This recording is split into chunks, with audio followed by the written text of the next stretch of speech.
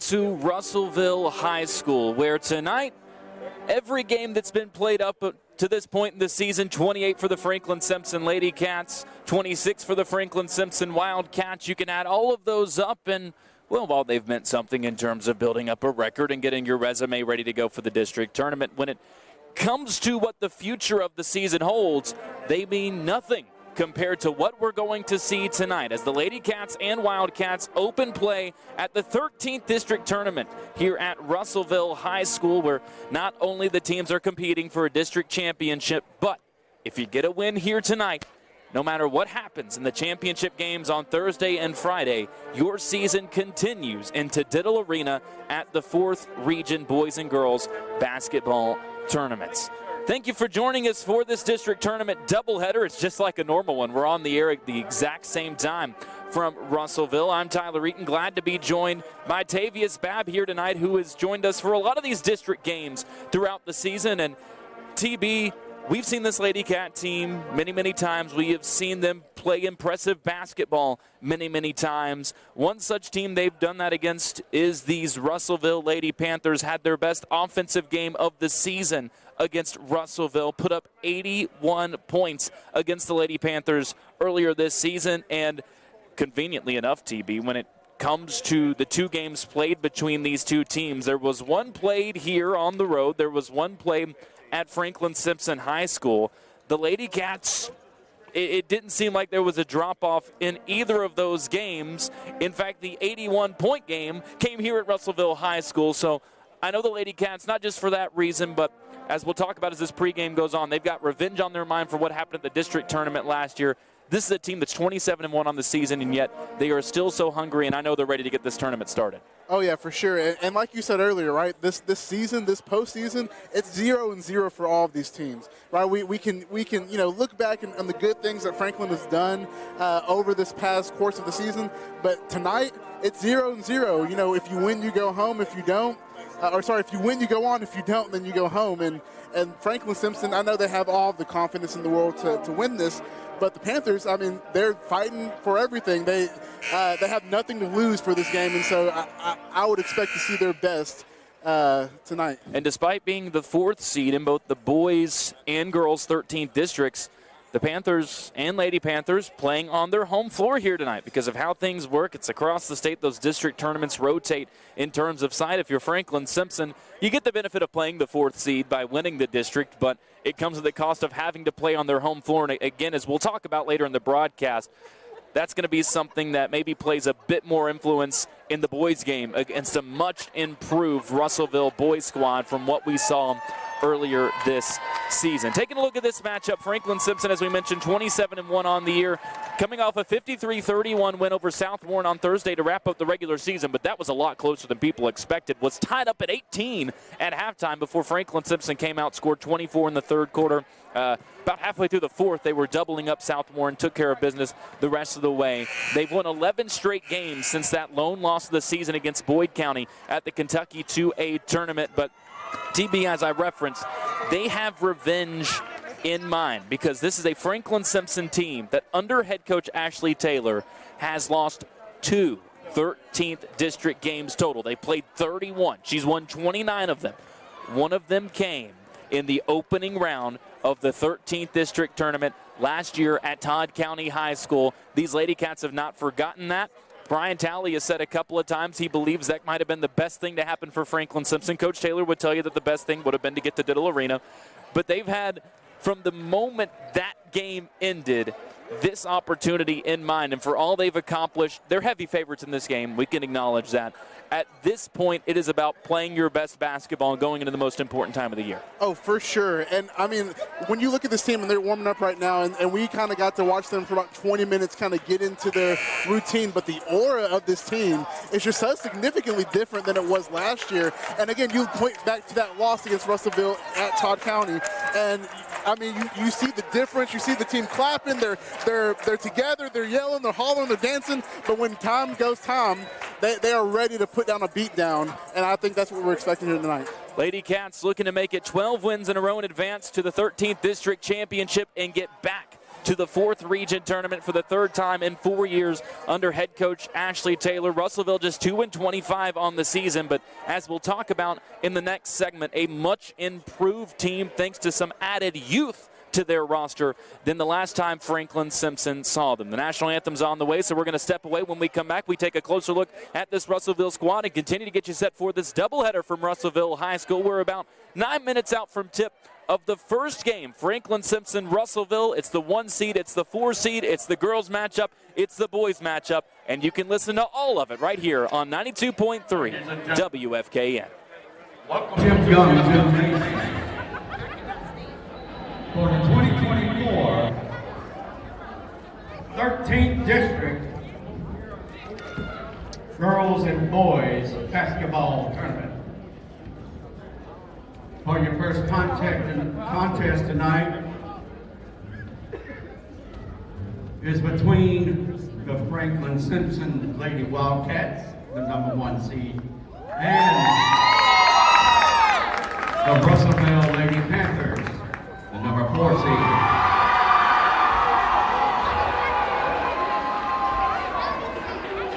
And now for your lineups, the non-starters first from Franklin-Simpson, who is visitors on the scoreboard. Number 2, Sanaya Downey. Number 5, Naja Nolan. Number 10, Myla Brixby. Number 11, Kalia Spencer. Number 12, Majayla Butler. Number 21, Mackenzie Taylor. Number 23, Vanessa Ray. Number 25, Carmen Phillips. Number 35, Jaden Spears. And now for the starters for Franklin-Simpson Lady Wildcats. Starting at guard, about the 3 ginger, number 3, Lanaya Brown. Starting at forward, a 5'11" junior, number 4, Marisha Crawford. Starting at forward, a 5'8" sophomore, number 15, Chloe Smith.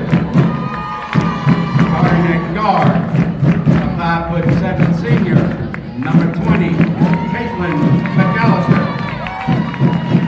And starting at guard, a 5'7" junior, number 22, Jasmine Savage. And now, for your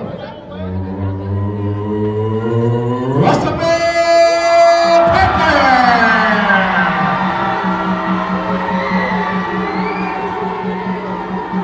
first, the non-starters. Number 2, Cheyenne Black. Number 12, Ray Roberts. Number 20, Eliza Wilson. Number 22, Aubrey Cross. And number 4, Mariah Merriweather. And for your starting lineup, at guard, a 5'2" sophomore, number 3, and a Poindexter.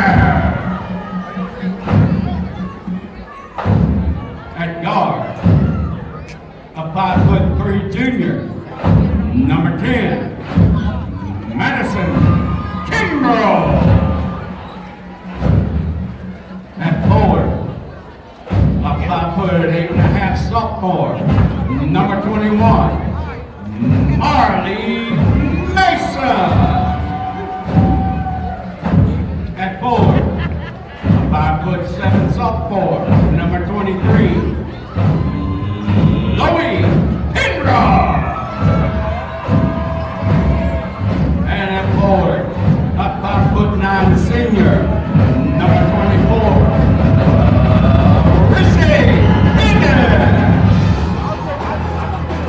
Franklin-Simpson is assistant coaches are Tony McKinney, Tremaine Parklinger, and Jermaine Savage. And our head coach is Ashley Taylor. Russellville is coached by assistant Finley C. Boyd, Reggie Collier, Travis Hampton, and their head coach Orlando Hayden. And the officials for tonight's game, Larry Hammer, Barry Vincent, and Will Tolley. Now, ladies and gentlemen, we ask that you would rise and remove your hats as we honor our nation with the playing of our national anthem by Franklin-Simpson Wildcat Pep Band.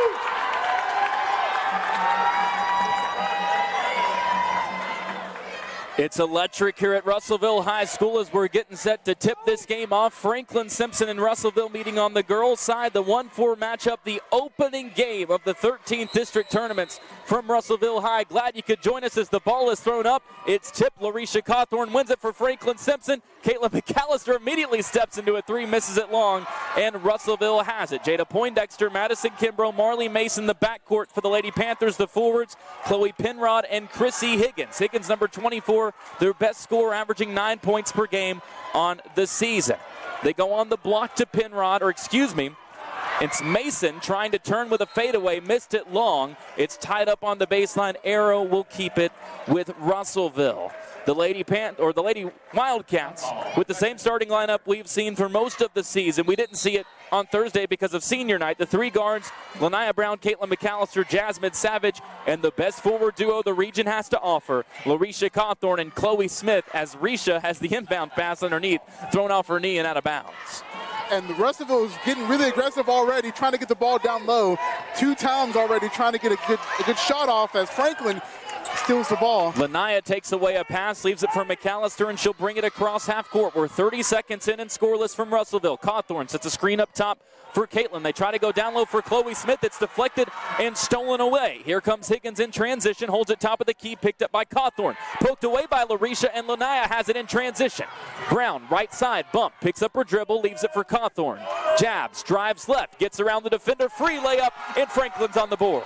And she is amazing with that, crossing the court and getting to her left hand. I mean, that's really good offense right there by Larisha. 2-0 FS, right side, Higgins guarded by Cawthorn. That's your matchup to watch. Ball goes on the elbow to Mason, still holding it there, guarded by Chloe Smith. Outside Higgins, one dribble, kicks it into the corner. Penrod drives, stuck, defended by Savage. Leaves it on the baseline underneath. Brown gambles for the steal, leaves for a moment an open layup, but closes out Kimro and forces the miss. Lanaya up with the rebound as well. Russellville's done a great job getting the ball inside the paint, just not converting on these attempts. Jasmine Savage with a wear drive, missed the layup short, now kicks it out to Brown. Lanaya, Euro through traffic, bump called on the floor. Missed the layup anyways, but Franklin will inbound underneath as they get the first foul on the 5'2" sophomore Jada Poindexter, averaging 8 points per game. Scored 9 the first game against Franklin-Simpson, 4 in the second. Both blowout wins for FS. The first one, the Lady Cats score a season-high 81 here at Russellville High. Now, can you imagine McAllister just like letting it fire 2 seconds into the game? I mean, this game is going hot She's right looking now. to find that shot from deep. Was hungry to hit one on senior night as here she inbounds to Cawthorn, who missed the layup long. Smith with the rebound, the putback, and one. And TB, let me tell you, I said it on the radio earlier today, Chloe Smith could use a big game. She's only averaging 7 points per game over the last 7. She's only been in double figures one time over that stretch. She's done it 16 times before that 7-game stretch, so 16 in 21 games, but she hasn't shot it bad. She does miss the free throw. Cawthorn gets the board, puts it back up and in. Reese's already got 4. It's 6-0 FS. To wrap up that thought, and then we'll move on. The last 7 games for Chloe, 7 points per game, but she shot 63% from the field. Cawthorn steals a pass, leaves it for Lanaya Brown, right block, and the Lady Cats are doing exactly what they should be doing to start this game. Yeah, I mean, we saw the last district game they played. It was a very slow start against Logan County, and now we see the intensity has ramped up. They are running in transition and getting really easy looks. 8-0, 2 minutes in. Right block, layup, gets the bounce and falls for Penrod, and one with the foul on Savage. And if that wasn't an important bucket by Savage, I don't know what was. To slow down Franklin, slow down the game and get your crowd into it and not letting Franklin run off to the races. Penrod only averaging 2 points and 3 rebounds per game, was scoreless in both games against FS in the regular season. She's got 3 and it's a 5-point game. Big smile on the face of Chrissy Higgins after that make. She knows her Lady Panthers have a little bit of momentum. McAllister misses a runner. Here comes Russellville the other way.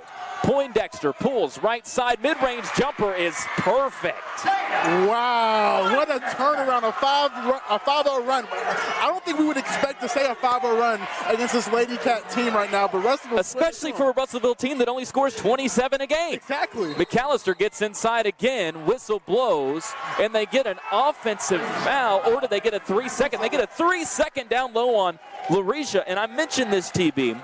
That has been an emphasis in this region this year. I've noticed it, a huge uptick in offensive 3-second calls. They get Franklin for one there, and Russellville gets it back down by just 3. Wide open layup, down low is good, and it's a 1-point game.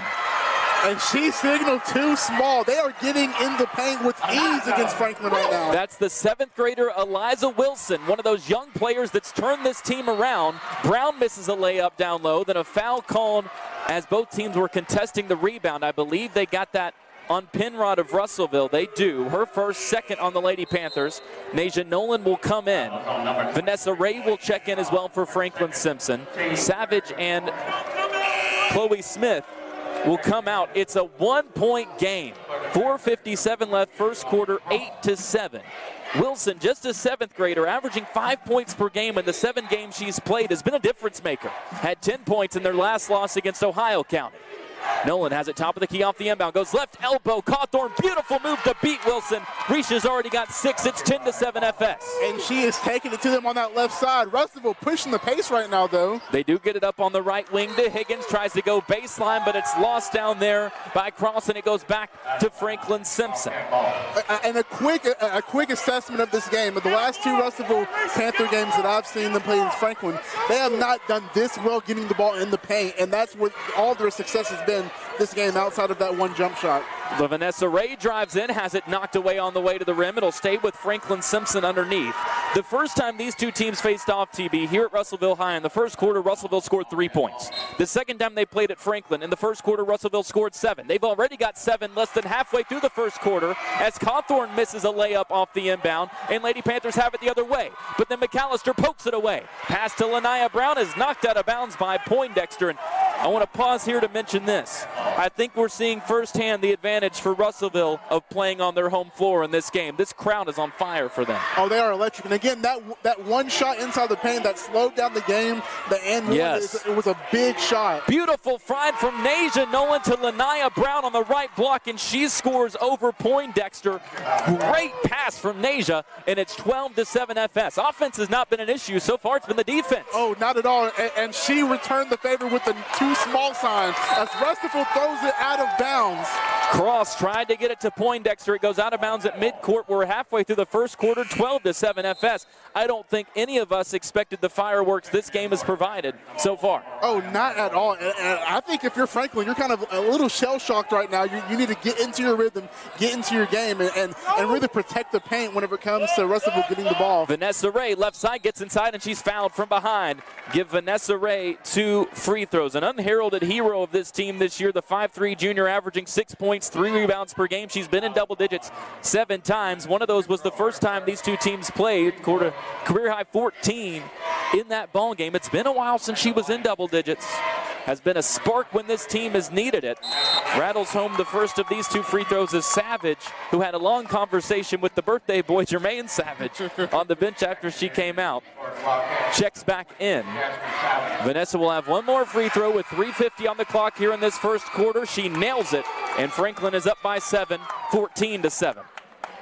And we're going to look at Franklin's defense in the press right now. They're going to continue to try to make Russellville make mistakes getting the ball to court. Lanaya Brown dives, and with the diving effort, pokes it away from behind. Nasia Nolan up with it. Now gives it to Savage. Left side raise. She drives. Stops on the elbow. Missed the jumper long. Cawthorn lost the board off her fingertips. It's fought for on the floor. Nasia was shoved. They don't call it. Poindexter up with it. Now sends it out on the wing to Mariah Mayweather, another one of those middle schoolers. Right side, Higgins has the 3-pointer swatted out of bounds by Ray.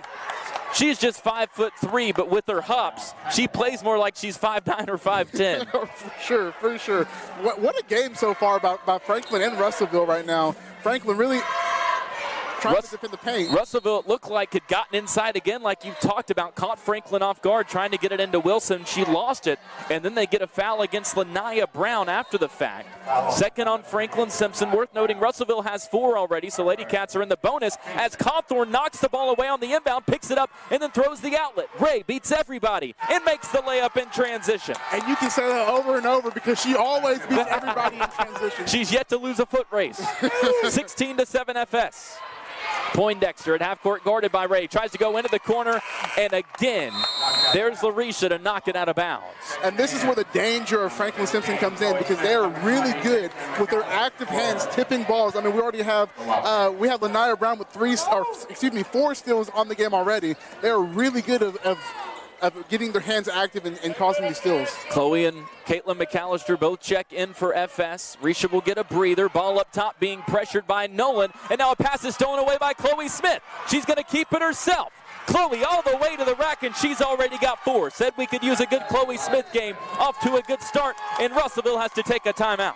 What an electric start to the game from Franklin-Simpson. So many steals, so many transition buckets. What a game so far. It's been a fun one. Franklin-Simpson already with 18 on the board. They had that season-high 81 when these two teams met here at Russellville High School. Scored 22 in the first quarter of that game. The big difference was the third quarter, TB. I know you remember, put up 26 points in the third quarter to propel to that season-high 81. So far, Larisha leading the way with 6. She's been the X factor so far. When things kind of got out of control early, the Lady Cats went to her. She got some tip passes as well. On the other side, for Russellville, as you mentioned, it's been fascinating. Higgins is their leading scorer, averaging 9 per game. She's been in double figures 11 times, 7 of her last 9 games. So she's playing her best basketball right now. She hasn't scored. She really hasn't gotten close to scoring like you talked about against Chloe Smith and Larisha Cawthorn for FS. You wouldn't expect this, but Russellville's game plan has been to get the ball inside. Oh, for sure. And when they can get to their half-court offense, they're really good about giving the passes. Sometimes they need to catch it, but it's getting the ball to half-court is where they're having troubles with. Issues again here, and Vanessa Ray has a steal. Nessa pulls from 6, tried to bank it home, missed it, and Poindexter clears it. And this is where Russellville is going to try to slow it down and get the ball inside the paint. Poindexter wants a screen, denies it, has it knocked away by Ray, and Franklin-Simpson has another steal. Here comes Nessa, ball on the floor, picked up the dribble, kicked it out to Nolan. Now up top McAllister, extra pass Savage, hasn't had a look yet. Now it goes on the baseline, Ray, cross court, Nolan, triple miss short, and they get another offensive 3 seconds against Franklin-Simpson. And that's the second call tonight for Franklin-Simpson. I think that will be a point of emphasis when they get the next timeout. That was on Chloe, not a foul, just a turnover. Up ahead, another free steal for Vanessa Ray. It was thrown right to her. Left side, Savage fakes a pass, now kicks it to Nolan in the corner. Back out to Sav, now up top, Caitlin McAllister. Chloe comes up to set a screen. Caitlin steps behind it, fires for three, off the heel, no, but it's rebounded by Nasia. Her putback no good, rebound deflected out. And it looks like it's going to stay with FS underneath. Larisha will check in quickly as Vanessa will come out, much deserved breather. She's been that shot in the arm like we talked about. Oh, for sure. And Franklin's doing a great job offensively rebounding the ball this game. Savage, left wing, quick trigger triple, buries it. She's the fourth best shooter by percentage in the state. She's now made 61 this season. 21-7 FS, 140 left first quarter. And just watching these girls, they're just laser focused right now on Russellville. Roberts up top, Rayleigh Roberts for Russellville. One of the upperclassmen for this team had it knocked away. McAllister has it. Outlet to Larisha over her head. Larisha saves it on the baseline, falling out of bounds, out to McAllister. Up top, Smith looks down low, now drives. Kick out, Nasia Nolan all alone in the left corner. Buries it. And those are killer threes right now, back-to-back, and Franklin already up 24, scores 24 in the first quarter already. Up by 17 with a minute left in the quarter. It's rare that we've seen first quarters where defense has been the issue, not offense. Roberts, left side, nearly lost it off her own foot. Cawthorn goes on the floor to get it and passes it off to Savage. Larisha's been everywhere. Caitlin up ahead, right side, Nasia wants another one from the wing. Push that one long, and it goes out of bounds to Russellville. Lanaya will check in. Nasia will come out. Adrenaline was pumping on that one. Oh, for sure. You can call that a heat check, I guess, if you want to. And again, if you're Russellville, you just want to get the ball past half court. And once you can do that, you're having more success getting the ball in the paint. It's just they can't get the ball past half court. Franklin realized those were the issues, and they have cut that off. You notice it was an 8-7 game. It's been a 16-0 run since then. Larisha outside Lanaya, now to Savage. Up top, McAllister. By the way, Franklin got it on another steal. Cawthorn drives, kicks Lanaya, puts it on the floor, pulls from 12. Left the jumper short. Chloe gets the board. The cleanup misses long. One more try, and she's got it. 6 in the first quarter for Smith. 26-7 FS. Franklin is doing amazing right now. They've kind of called off the dogs a little bit, but they're sending a blitz right now to disrupt the defense. And another pass deflected by Lanaya. McAllister up with it to Chloe Smith. Leaves it for Brown on the block. One dribble, runs into traffic and foul. And Lanaya is very physical when she gets down there. She might be small, but trust me, she will put it to you any day of the week. She's feisty, isn't she? Oh, averaging 9 points, 4 rebounds per game at just 5'3", still amazes me. She's top 30 in the state in field goal percentage at 57% from the floor. Had a streak of 6 straight games in double figures snapped against South Warren on Thursday. Only had 4 in that game, fouled out. But she's already got 5 tonight after the first free throw falls. And the reason why I believe is that she's really good on fast break opportunities. Yes. She knows how to use her body to get to the ball, get to the paint the way that she needs to. Misses the second free throw long and then tips Higgins' pass out of bounds to the Russellville bench. The run is now 19 straight for Franklin-Simpson. With 6 seconds left on the clock, we're going to see if Franklin, again, they're playing. They're going to try to get a steal here. Oh, yeah. And they nearly get one. Can Cawthorn chase it down? She does. 3 seconds left in the quarter. I don't think she's going to get a shot off here. She does at the last moment, was bumped a couple of times, never got a call. And the jumper misses long. Ashley Taylor wanted the bump call, not going to get it, but the quarter comes to a close. Much different game now than it was 4 minutes ago. It was 8-7, 27-7 is the Franklin lead after 1 here on 92.3 WFKN.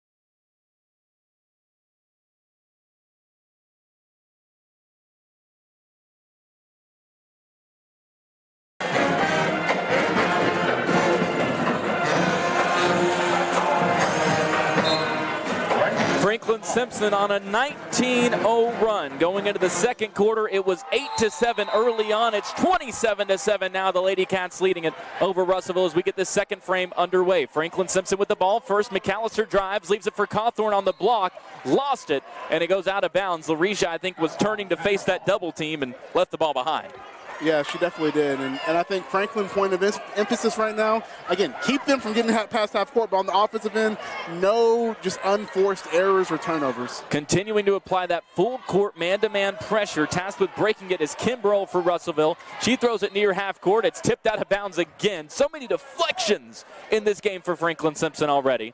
Russellville will have it right in front of us, just past half court. I mean, you would think a lot of these ladies play corner and safety. How many times they get a deflection or an interception? Inbound comes into Poindexter. Ray nearly takes it away. Now fighting for it. Goes between her legs, and they're going to get a reach-in foul against Franklin-Simpson. That's on Vanessa. Was just on the floor in a scrum. And again, they'll inbound right in front of us with that tall task of trying to throw it in over Vanessa. They're going to set a screen here to spring Poindexter free, and instead Higgins, who set the screen, comes to get it in the backcourt. Has to pick up her dribble immediately. Goes top of the key. Risha pokes it away. Poindexter comes to grab it. Now holds it at the top of the key. They're struggling at this point, TB, just to even set up any kind of offense. I mean, Franklin-Simpson is suffocating right now, just in denial basketball. Ball in the corner in the hands of Mason, defended by Cawthorn, and it's thrown away. Here comes Nasia the other way. Stops on the block, and she's fouled from behind. It'll be 2 free throws for Nasia Nolan. They get that foul against Kimbrough. And you can see the frustration. They get an intentional foul there, I think. He signaled for it. Now they're going to treat it just like a regular shooting foul. Looked like he signaled for an intentional. But it'll be 2 free throws for Nasia. She misses the first.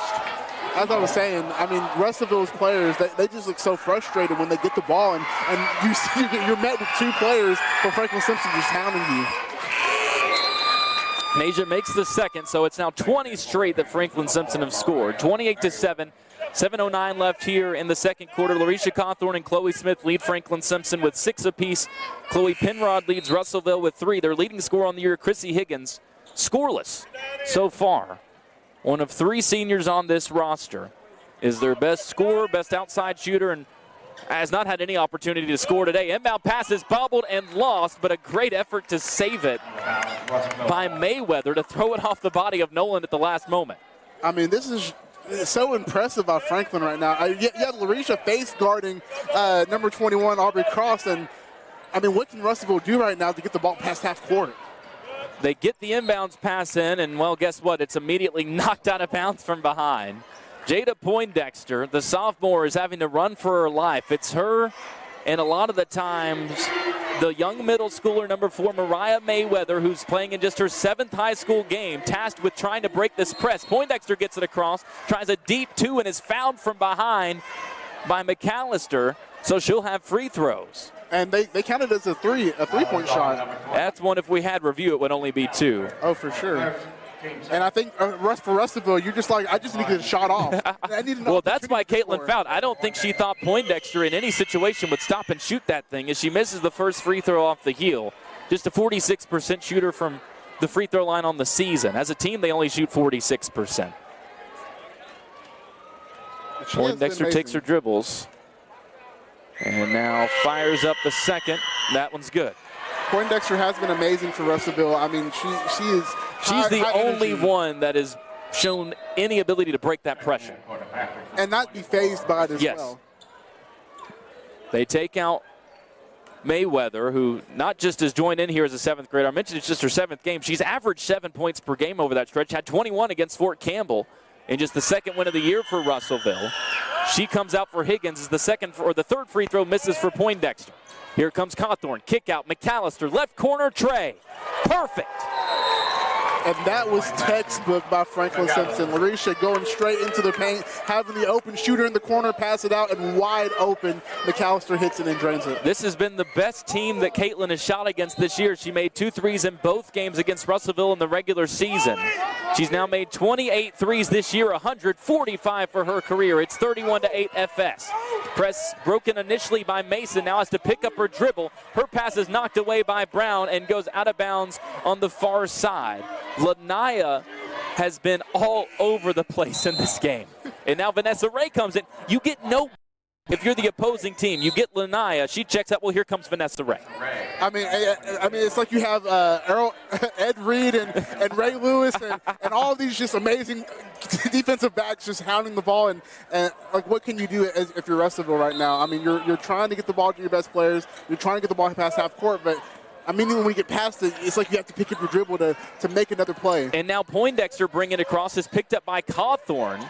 Goes up to the top of the key into the hands of Higgins. Guarded by Nolan. Has to pick up her dribble. Poindexter up top. Fakes Chloe Smith. Gets to the elbow. Fires a jumper. It misses off the left side. Offensive rebound. And the putback is good for Wilson. Eliza Wilson, the 5'8", 7th grader, now has 4. I saw her in the second game these two teams played TB at Franklin-Simpson. And my number one takeaway is Wilson is next in line in that lineage of great post players here at Russellville, as Vanessa Ray answers on the other end with a runner banked home, and it's 33-10, 2 minutes into the second quarter. And you know what's deadly? When you have somebody as fast as Ray that can stop on a dime and make a move like that. That's where she's grown over the course of this season, is that ability to A, stop, and B, change that pace. Earlier in the year, it was always 100 miles an hour. She's been able to at least change it to 100 and 0 and sometimes 70 and 30 as Cawthorn gets another steal. Right side, Savage. Deep triple off the front of the rim, but Cawthorn gets the board. Fadeaway over 2 defenders, misses long. Smith cleans it up and in. Chloe's got 8 already. And she has been amazing on the board. That's her 4th rebound of the game. She has been great, especially offensive rebounding. Yes. And this Franklin team is firing on all cylinders right now. Poindexter uses a spin to get around Ray. Again, pulls from the elbow and again is fouled from behind on a jump shot. 2 more free throws on the way for Poindexter. And that's where Franklin-Simpson, just a little lack of discipline. They're hungry for a steal and a deflection. And Poindexter doing a great job of getting these shots up early, knowing that they don't have that many opportunities to score. It's the second foul on Nessa. Only foul trouble for FS early on here as Poindexter misses the front end of these two. Lanaya will come in as Ray checks out. Going back to Chloe on the other end, you mentioned those offensive rebounds. She and Larisha bounce off each other so well. They have no fear, because they're confident that if they miss, the other one is going to get the rebound, or they'll get it themselves. And isn't that the ultimate confidence right there, to know that, hey, yes, I can miss it, and I got my teammate right there ready to put it back in for me. Poindexter makes the second, and it's 35-11. Franklin-Simpson, 5:10 left before halftime.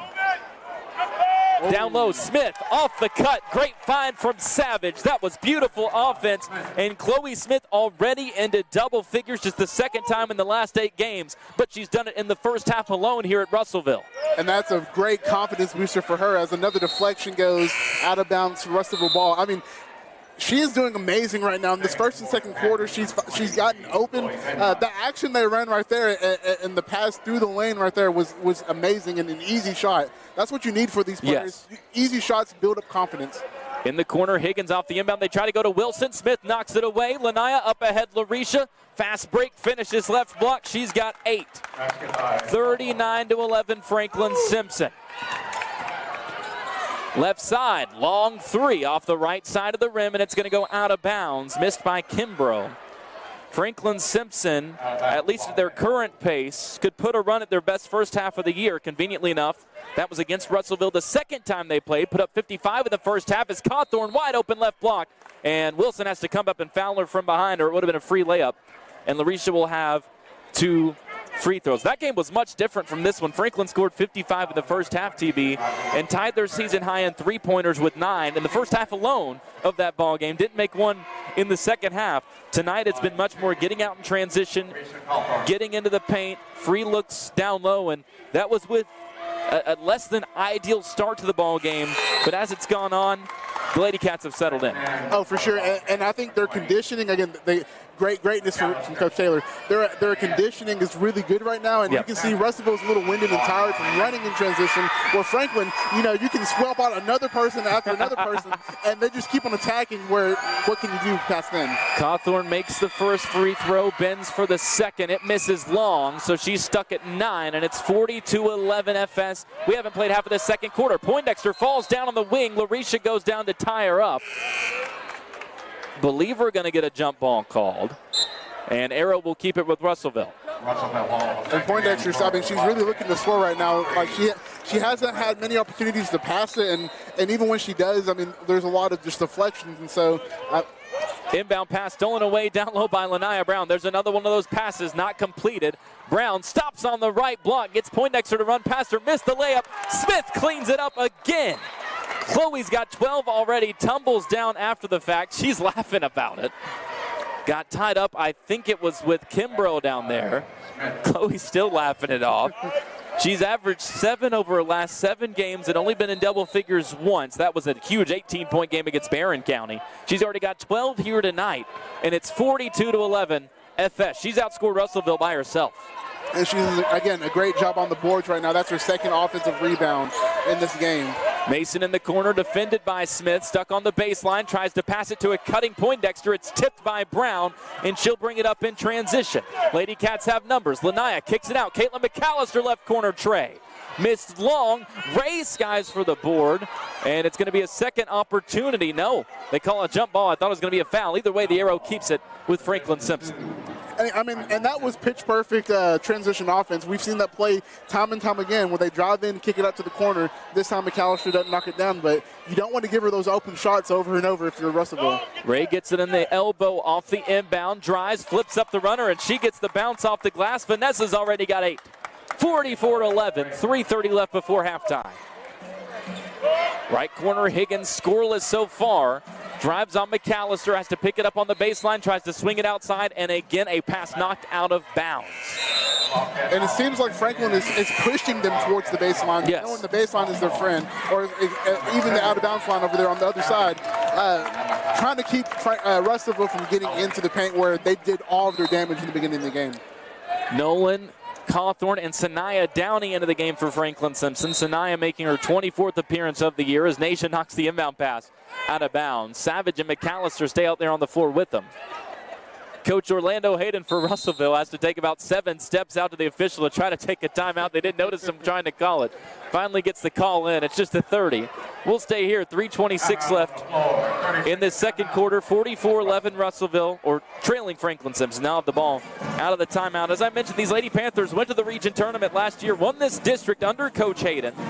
Just his second year here at Russellville, but he's been around the area. Coached at Warren East, coaching their girls, was the 4th region coach of the year there at Warren East time. Just 2-25 on the season, but I mentioned this specifically with Wilson, the 5'8", 7th grader. Between her, Mariah Mayweather, just a 7th grader, and the 8th grader, Mariah Boyd, who is not active tonight for Russellville. She had played in 5 games, averaging about 5 points per game. Played against Franklin-Simpson in the second game, had 4 in that one. This is a team that, give them 3-4 years, they're going to shape up into something very similar with what it took for Franklin-Simpson. This was a process. There's a time before Coach Taylor got here when this team won single-digit games in a season. Greatness takes time, and fortunately for us, TB, when we sit down and watch this team, we are getting to witness greatness. Oh, for sure. And when you're building a program, right, you're going to go through these hard times, and a lot of these young players, as Russellville almost loses the ball again. Downey knocked another pass out of bounds. She checks in for the first time and immediately says, well, everybody else is batted 3 or 4 passes. I should get my first one. Right. But as I was saying, I mean, as you're building this program, you're going to have these young players, learning their stripes, going in real time against really good competition. And so when you're looking down 3 or 4 years down the line and you see what they're made of then, you're going to say it's all worth it. Mason tries to drive on Cawthorn. Larisha takes it from her and gives it up to Caitlin for a right block layup. She's got 5 in the quarter, and it's 46-11 Franklin-Simpson. Get this thing over 35 and keep it there.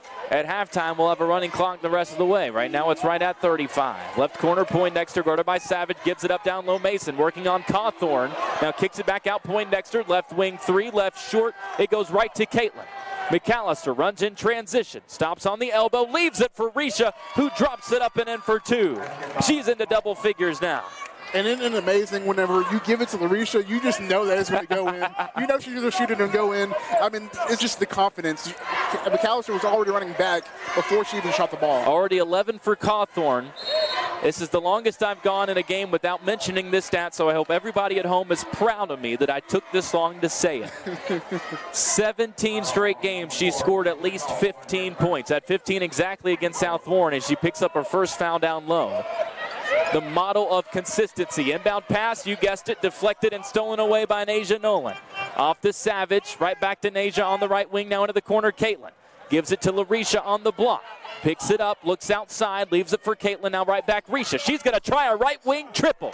It swishes home perfect. And I just throw up my hands because what better player can you have that can score in the paint like that? But then whenever she wants to fire it from three, she just swishes it straight down the drain. Franklin hit 6 triples Thursday against Southmore, and Jasmine Savage had 5 of them. The other was LaRisha Cawthorn, who's up to 27% from outside on the season. As we get a bump called on Savage on a drive, and that puts Russellville in the bonus. And I know Franklin's not liking all the foul calls right now. They're playing aggressive, which is what you want, but at the same time, you don't want to play reckless. Yes. You want to be aggressive, but you want that to be pointed and not turn into foul calls. Chloe Penrod will take the free throws for Russellville, makes the first of these 2. She's now got 4 and 1 in the opening quarter. LaRisha still in there, has 14 points, so she's closing in on keeping that streak continuing in the first half alone. Second free throw rattles out, and Risha's got the board. Up ahead, McAllister. Caitlin, full head of steam, swings it left corner. Nasia Nolan thought about the 3, instead drives. Now caught on the baseline, kicks it out to McAllister. Top of the key, LaRisha jabs right, drives, pulls from the free throw line. That was her heat check, missed the jumper long, and it's rebounded by Penrod. If she can develop that off-the-dribble jumper, it's over. I mean, she does the jab and then switches directions real fast. I mean, yes. She's really good. She just has to knock down that jumper right there, and that's perfect every time. Wilson tries to fade over McAllister, left it 3 feet short, and it's rebounded by Ray. Nessa in transition, kick out to the right corner, extra pass. McAllister triple, all the way around and out, and it's rebounded by Higgins. Crosses over, pressured from behind, and they get, I think, what's going to be, nope, looked like the 3rd foul on Nessa. No, they do call it on Vanessa. Turned around like they were going to call it on Nasia. And now Vanessa has her 3rd foul, so she'll come out. Lanaya Brown will take her spot with 1:08 left before halftime. Franklin up 51-12. The most they've scored in a half this season was 55. And right now, as a team, Franklin has 18 rebounds, and I know we've counted many offensive rebounds so far from Franklin. They've done a great job just, again, hustle and determination getting these boards over Russellville. First point for Chrissy Higgins as she makes the first free throw. Their leading scorer on the year, held scoreless for the first 15 minutes. Hard to believe that this was an 8-7 game. And Russellville's crowd is out of it right now. Franklin, again, doing a good job of putting on the pressure. I mean, we were just shocked at the beginning of the first 2 minutes of this game, and now we're nearing the end of the first half, and it's 51-14. Higgins makes both. It's 51-14, minute left in the half. Cawthorn, another dribble pull up. That one doesn't get the bounce from the free throw line. Brown gets the board, fakes it down low, then lost it. Now we'll see if we get a foul or a tie-up. I think they're going to call jump ball, and the arrow favors Russellville. And an offensive rebound, again, by one of the smaller players on the court, Lanaya Brown. Just, again, shows her determination and her athletic ability, too. Poindexter brings it up on the right wing, tries to leave it off in the corner, and Nasia bats it right out of bounds. The hands have been so active tonight for Franklin-Simpson. If you take away that opening stretch where we said, man, defense feels like the issue, that seems like it was 2 or 3 days ago when you think about this Franklin-Simpson defense. The rest of the way as the inbound pass is knocked right back by McAllister. There have been, I would fair to say, TB, at least 15 passes deflected in this game by FS. I would say even more, honestly. There's no telling how many times. And again, another interception, another steal. Nolan takes the pass from Poindexter, leaves it for McAllister. Left side 3. That one's long, but Downey chases down the board. To Nolan, extra pass McAllister. Down low, LaRisha fades. Missed it long, and it's rebounded down low by Penrod. Off to Kimbrough in transition. Left-handed runner, misses long. Nasia had the board, lost it. Higgins gets it back, leaves it for Penrod. Can't bank in the jumper, and Cawthorn has the board and wants to run. 2-on-1 for FS. Leaves it for Brown on the left block, and she's fouled on the way up. 2 free throws for Lanaya with 7 seconds left before halftime in a 51-14 game. And if you're going into halftime and you're Franklin, right? What do you work on? You know, gearing into this district championship game, assuming they're going to go on to win the game. What do you work on? I think that's a safe assumption. A safe assumption. You know, crazier things have happened. But then if you're Russellville, you know, how do you keep your players engaged for another half of basketball. Lanaya makes both free throws. She's now got 7, and it's 53-14 FS. Inbound pass comes into Kimbrough. Up ahead, Poindexter. They've got numbers. Wilson open for a moment. Everybody closes in. She fades and can't bank home the jumper. Was a good look, but didn't fall. 53-14 our score at halftime. The Lady Cats of Franklin-Simpson leading it over Russellville. They'll have a running clock for the entirety of the second half of this opening game of the 13th district tournament. The top-seeded Lady Cats cruising to what they're hoping to make their 12th straight win and avenge that opening round loss from last year. We're going to take a break. When we come back, we get you all the numbers from this first half. We'll also do a little bit of preview of the boys' game to follow. The Wildcats also the top seed in this district tournament, having to do exactly what the Lady Cats are doing, play on the road against the 4th seeded team. You're listening to Lady Cat basketball as the Lady Cats lead at 53-14 at halftime here on 92.3 WFKN.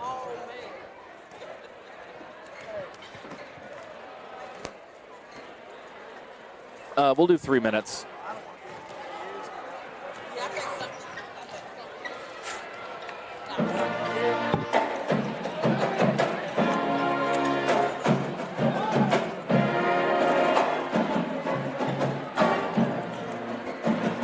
Oh, man.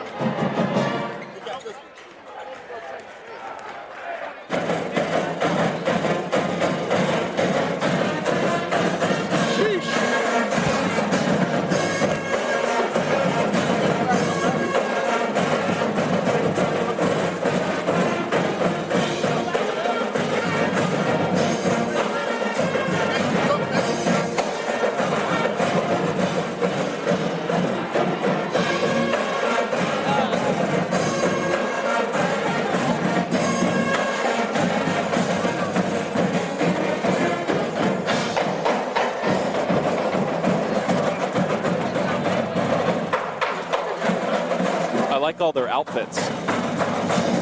Their band. Oh, that's not that's funny.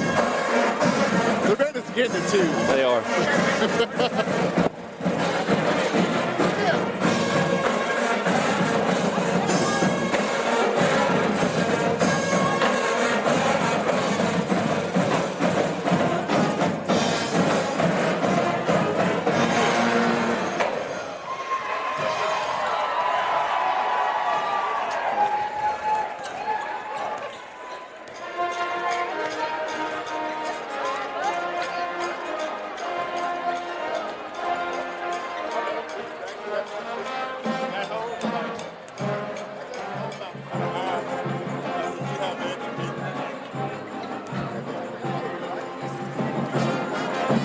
It's halftime here at Russellville High School in the girls' game between Franklin-Simpson and Russellville. It's just like a normal doubleheader, but it's far from any normal doubleheader. The winners of each game not just advancing to the 13th District Championship games played Thursday and Friday, but advancing to the 4th Region Tournament inside Diddle Arena starting next week. Tyler Eaton with you, joined by TB Tavius Babb. Appreciate you joining us, whether you're listening on 92.3 FM, 92.3 WFKN.com. You might even be listening on the WFKN app, or you may be watching along on Franklin-Simpson Channel 9. Lady Cats lead it at the break 53-14. The girls' championship game, the one to be played on Thursday. The winner of this will advance to take on the winner of Todd County Central and Logan County.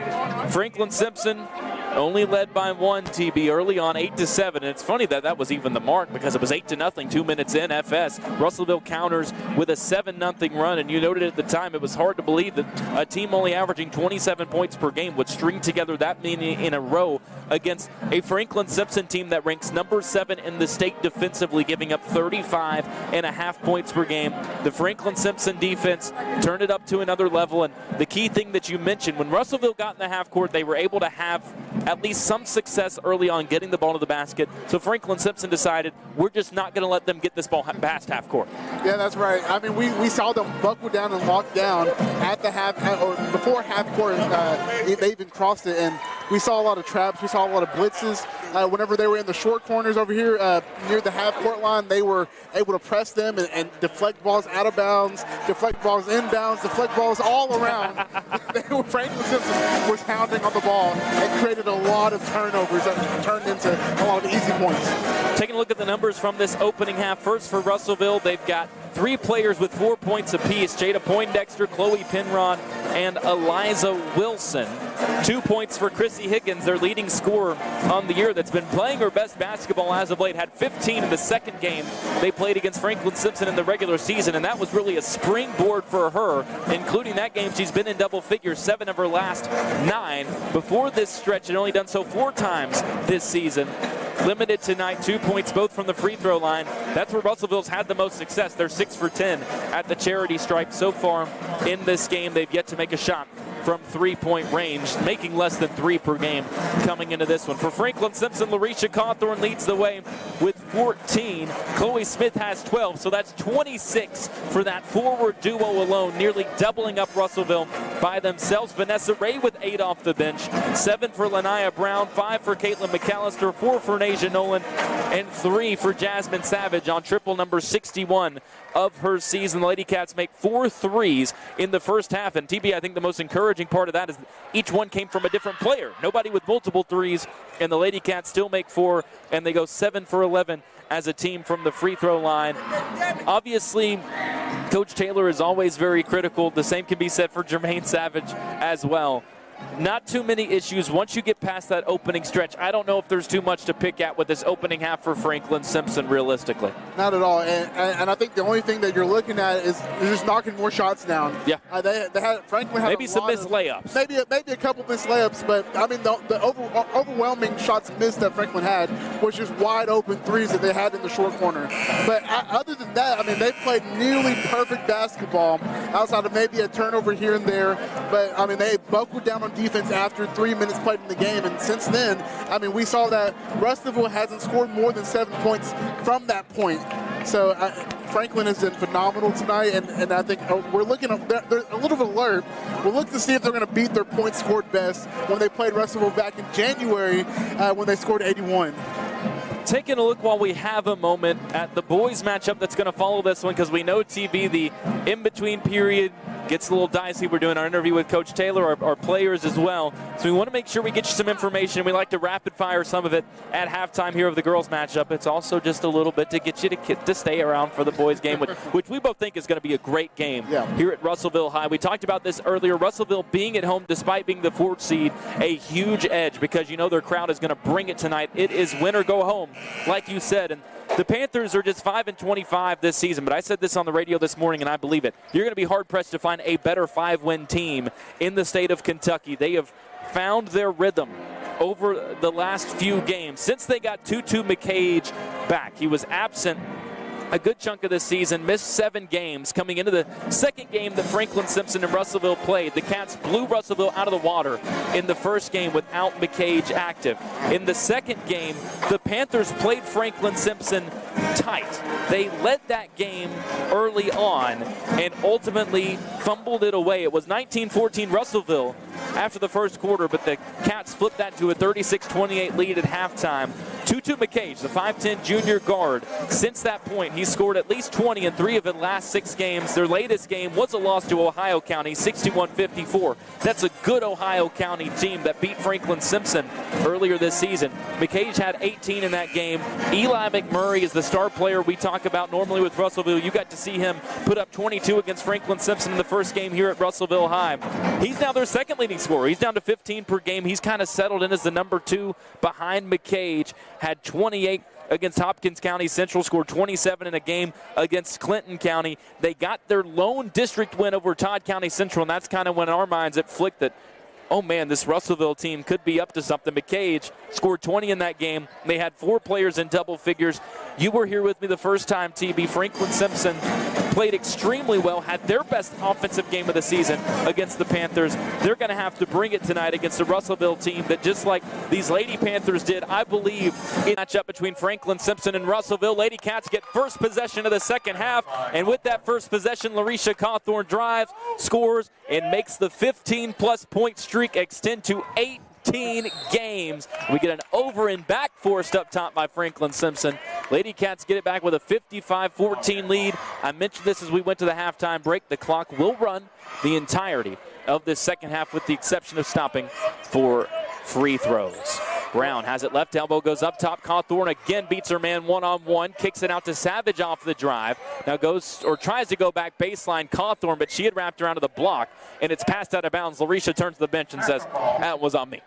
I think something that's underrated and to note, Larisha has a very, very quick first step. Yes. When she's in the triple threat and she makes that first step, she can get past almost any defender that she wants to. Poindexter throws it away to Brown. Right side, McAllister gets to the rack with confidence and scores. Caitlin's got 7. Only averaging 4 per game this year. But boy, she's been invaluable on defense, always guarding the other team's best perimeter player, leads this team in assists. As Franklin-Simpson now leads 57-14. 6:40 left. Quarter. Down low, pass deflected by Cawthorn. Coach Savage telling her run with it. Larisha puts it on the floor, kicks it out left corner, extra pass. Savage right back to Caitlin for the 3. She's having herself a game. Caitlin's got 10. Second 3 of the night. How about that unselfish play? Her and Sav, neither of them wanted to shoot it. They wanted the other to take the 3. Caitlin wanted Sav to shoot it. Jasmine said, nah, you take this one. I mean, it reminded me of Steph and Klay Thompson as Larisha, another steal and a fast break points on the other. Oh! And she's fouled hard from behind. Larisha's still down. That was a hard foul, and I think they're going to upgrade that when they do to an intentional foul. That's the last thing you want to see in a 60-14 game, as Cawthorn is still down under the basket. Was hit hard, I believe, by Marley Mason. She had her legs taken down from her. I mean, when you're up in the air, you have no control of where you're going to land. Coach Taylor's trying to pull her up, but she's holding, I believe it's the left knee. And Mason heard about it from her coach, Orlando Hayden. That's just the last thing you want to see in a game like this. She's up to her feet. A standing ovation as she gets up. And she's going to walk it off. Larisha's as tough as they come, especially on this floor. Here at Russellville High, her old stomping grounds, I don't think there was any chance she wasn't going to get up and take this free throw. They're going to empty out the box. It was an intentional foul, so it should, I believe, be Franklin-Simpson ball after the fact. And they might. I think since Larisha was down, they are going to take her out. She's standing at the line. The official's telling her she's going to have to come out. She didn't want to. She'll come to the bench with 18 points. Not happy about it. But let me say this, TB. For only a junior, here on her home floor, you know she knows Marley Mason. The emotional control to not let anything more come of that. Proud of Larisha for that. Oh, for sure, and especially in a high-stakes game where emotions are always running. I mean, it's always impressive to see a young lady keep her composure and again, just be the bigger woman in the scenario where, again, an unfortunate accident happened. Masia missed both free throws. And then Coach Spencer had Courtney Banton come check on Larisha. And as he was walking up, she sits there shaking her head, basically telling him, I'm good. I don't need any checking on.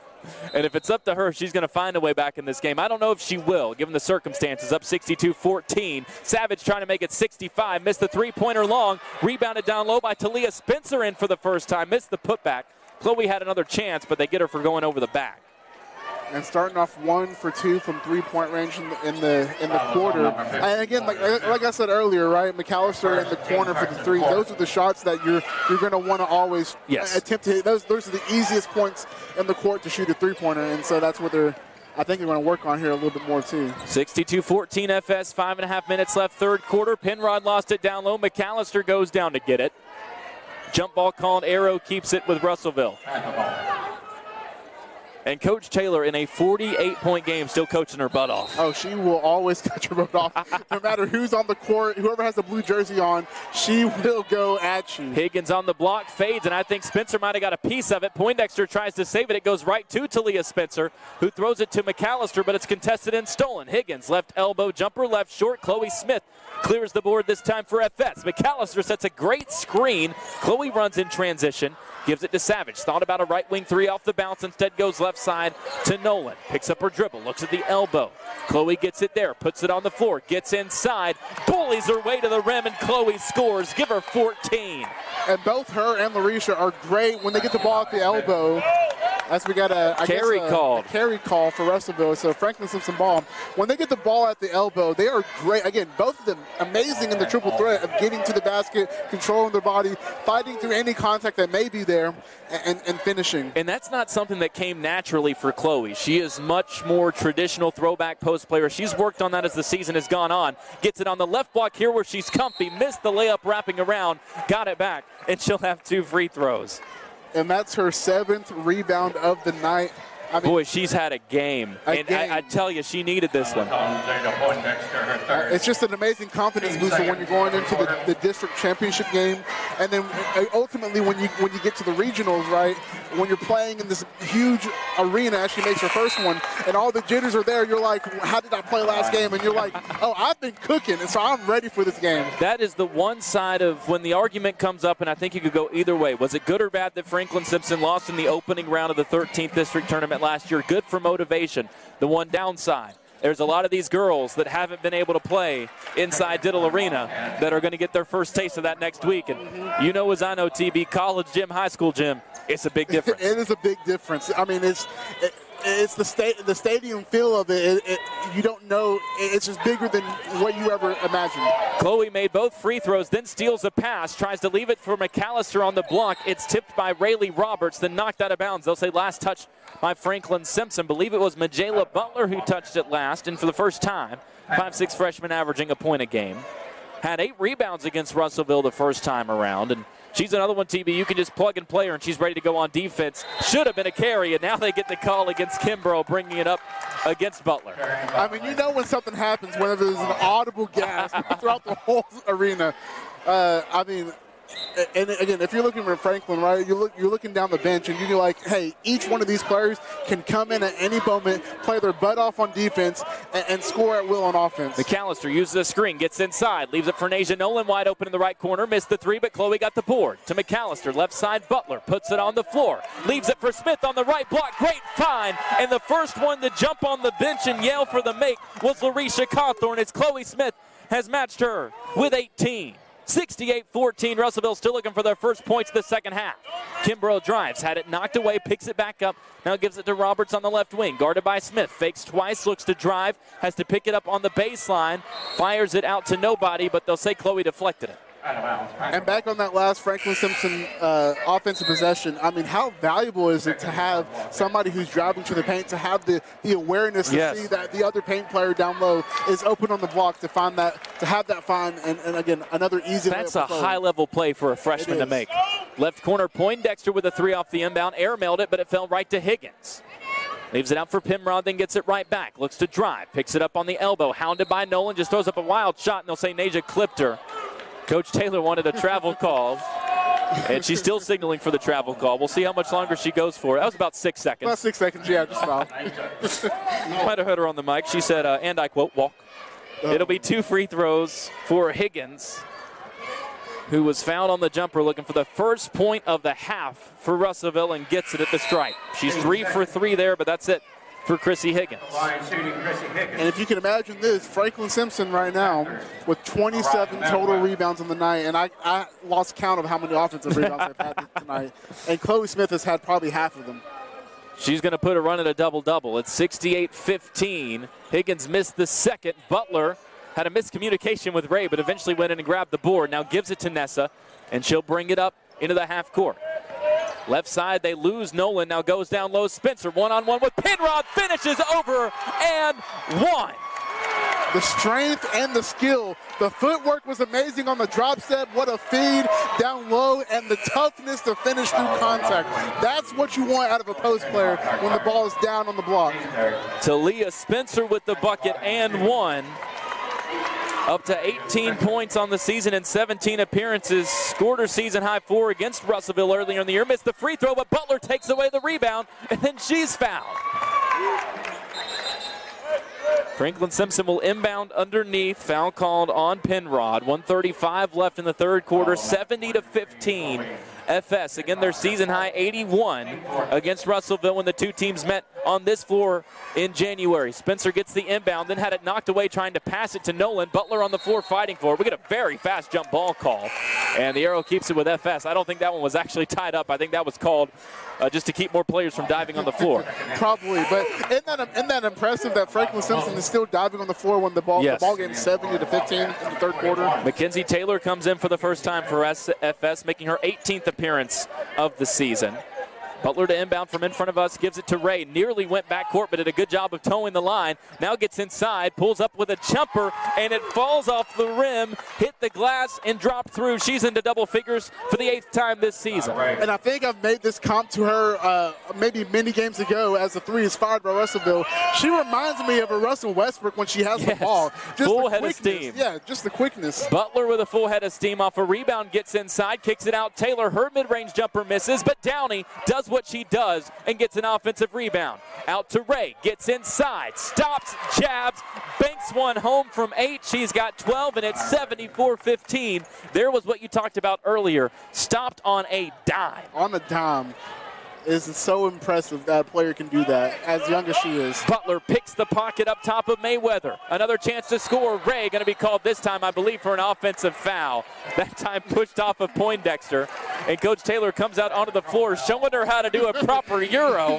Gave a demonstration. I hope Channel 9 caught that. If they did, I want to see 3 or 4 replays of that on Facebook after this game is over. Franklin-Simpson outscores Russellville 21-1 in the third quarter as we enter the final frame. 74-15. It's all FS. You're listening to Lady Cat Basketball on 92.3 WFKN. A minute here.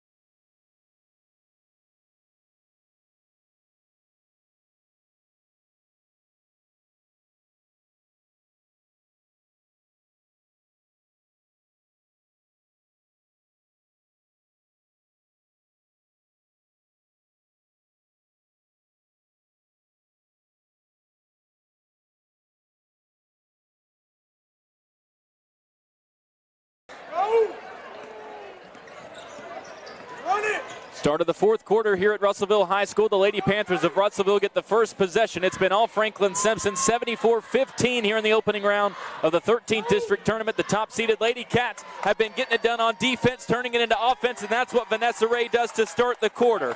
Gets a steal up top, drives in, scores. Vanessa now has 14. It's 76-15 Franklin-Simpson. And how many of them, TB, have been just that? Steals turned into easy buckets. I mean, here comes another one. And guess who it is? Nessa, left-handed layup, missed that one long, got a little tricky with it. Sanaya Downey got the rebound, and Coach Taylor's going to take a substitution timeout real quick. It'll be officially, I think they're going to make her take a 30-second timeout. She does. It's just to get Vanessa out. Vanessa up to 14, which ties her high for the season. Would have had a new career high with that 16 if she made the layup. And you never guess who the 14 came against the first time. Russellville. 76-15 our score here at Franklin-Simpson High School. Since the opening 3 or 4 minutes when it was an 8-7 game, the Lady Cats have only given up 8 points. So effectively, TB, a 68-8 run from that point onwards. Isn't that just crazy to say? Like 68-8 in 2 quarters of action. And again, as we have our reserves in, again, we're not going to see the loss of intensity from our role players here in Franklin-Simpson, because every one of these girls are wanting and just thriving to play in this game. Jaden Spears and Milo Rigsby both checked in during that timeout. Up top, nice steal by Aubrey Cross to take it away from Butler. Gives it to Poindexter, fakes a 3, gets a mid-range jumper, missed way off the right side. Rayleigh Roberts has the rebound. Jaden Spears took it away from her, and then that's got to be a kick ball. Against Russellville it is, and it's Franklin-Simpson ball. And Rayleigh Roberts is laughing because she knows what she did right there. She's like, I kicked it. Oh, Roberts, every game we've seen her is where the shoes, where one is a different color from the other. If nothing else, I want to give her credit for that. My respect. Kinsey Taylor called for a travel in the corner. We'll go back to Russellville. Lady Cats 5 points off tying their season high. And they got 6.5 minutes to get there. And if you're Franklin-Simpson, again, you're just going with all of this momentum coming into this district championship game against either Todd or Logan County. Down low, Poindexter tries to split a double team, and she's fouled. We'll see if they'll say she was in the act of shooting or not. She was, so the clock will stop here with 6:14 left. It'll be 2 free throws for Jada Poindexter. She's tied for the team lead with 4 points. That's still the mark that she, Penrod, and Wilson all had after the first half. Chrissy Higgins had the lone point for Russellville in the third quarter as Poindexter makes the first free throw. And now has a team high 5, 6:14 left. It'll all be running clock in a 76-16 ball game. Only time it'll stop is what we've got right now with free throws. Second one rattles off, and Butler clears the board. Wants to push in transition. Has it on the left wing, hands it off to Downey. Uses a screen from Spears, wraps at the top of the key, gets inside, goes right at Roberts, and scores through the body. What a finish. That was an amazing finish, an amazing feat of strength right there, contorting her body and getting the ball up and banking it home. Sanaya now 6 for 10 from the field this season. She said time and time again she wants to be more aggressive with her scoring as Poindexter misses a 3 long. Rebound contested down low. We're going to get another jump ball called, and this time is Franklin-Simpson's. 78-16 the score. Sanaya, early on in the season, didn't see too much run in the rotation, but she's become a staple as the year has gone on. Great on defense, great at finding a way to get offensive rebounds, chasing down tip passes for second possessions, but she can be a good scorer. Oh, yeah, she definitely can. Butler gets a screen from Jaden, gets inside, missed the first try, got it back, but then lost it on the baseline. They'll say Russellville knocked it out. With 5:12 left and ticking, Cheyenne Black will come in for Russellville, and Chrissy Higgins, it looked like was going to check out. She will. We'll see if that's the last time the senior plays on her home floor here at Russellville High. Inbounds pass comes into Downey up top. Taylor fakes a 3, puts it on the floor, gets caught at the elbow, now sends it out Butler. Checks her options, looked at Rigsby, instead goes right side into the corner. Taylor this time fires the 3 and swishes it home to match the season high. And Franklin-Simpson's side is roaring right now after that made 3. They're going to send in a couple more subs here, but Franklin, again, just still playing hot as ever, even with all of their subs in. Majela applying pressure up top. It goes to Roberts. Now it goes right back into the hands of Cross. Onto the baseline. Cross gets it back up top. Fires a three over Butler. That one missed long. Spears gets the rebound over two Lady Panthers. Then she's knocked to the floor. I think we're going to get a foul here. We do. That one called on Wilson for Russellville. With 4:05 left, Spears comes out, Downey out as well. Back in is Talia Spencer, and making her first appearance is the sophomore Carmen Phillips on the floor for the 14th time this year. Halfway through the fourth quarter, 81-16 FS. Butler, nice spin move to get away from the defender, gives it out to Taylor, who I thought was going to fire another three, and now it goes free throw line. Spencer outside Taylor again. Everybody wanted her to shoot it. The bench is yelling at her to shoot the ball. Instead, it goes back to Butler. Gets a screen from Spencer. Perfect screen. Gets a free run of the basket, and then is fouled down low by Black. The whole Franklin bench was jumping up, expecting her to shoot another three, and she gives it up. And now Coach Taylor's calling for her stepdaughter to come over. And she's going to let her down. And she's given us a Euro step tonight, and now she showed McKenzie how to shoot. I mean, that's an All-American right there. I mean, rate the form on the jumper, TB. What would you say out of 10? I'd give it an 8.5, 8.5. A little more extension on the legs, but I mean, again, she just wants her players to shoot it and shoot it well, and she's done a great job, especially tonight, as we see Franklin just hitting so many threes tonight. Majela makes the first free throw, and it's a new season high for the Lady Cats with 82 points. Second free throw misses, but it's waved off. We get a lane violation. I believe I don't know if they called it a lane violation or some kind of foul down low on Carmen. Lane violation. It is a lane violation against Carmen Phillips. So the score stays 82-16 with 3.5 minutes left in the ball game. I mean, again, just the atmosphere change from the first 2 minutes till now is It's incredible. Crazy. Down low, ball knocked away, but they're going to get a reach-in foul. Not much on that one. They call it on Talia Spencer. On number 11. Mila Rigsby thought it was on her. Coach Taylor said don't worry about it. Inbound pass down low. Aubrey Cross the one to inbound. It goes into the right wing for a jumper left short by Mayweather, and it goes out of bounds on the baseline. Somebody has to go inbound it. Talia Spencer and Carmen Phillips, the two bigs, had both run down the floor. So Majela will inbound to Mila Rigsby. And she'll operate out of the point. 2:45 left in the ball game. Talia sets a screen up top for Mila, drives, kicks it out to Majela. Now down low, Spencer turns to her left, and she scores again. That was a mini dream shake by Shaq. I mean, she faked her left shoulder, went back to the right, and finished on the left side of the hoop. 84-16 Franklin-Simpson. Down low. Wilson runs into trouble and lost it. Butler up with it. Lady Cats have numbers. Majela tries to throw it up to Phillips, and she threw it out of bounds. And Coach Taylor tells her, got to have your head up, look down the floor. Phillips and Spencer were both down there. It was a 2 on nobody, but, well, I guess in that case, nobody won. And when you're Franklin-Simpson, I mean, you're running out there. They have 3 players down there with no Russellville defense. And let me tell you, these Lady Cats are having fun tonight. Oh, yeah. Especially with what happened to this team in the opening round last year. They deserve this. Up top, ball deflected. It's chased down by Cross at midcourt. Defended by Phillips. Gets around her. Now picks it up on the block.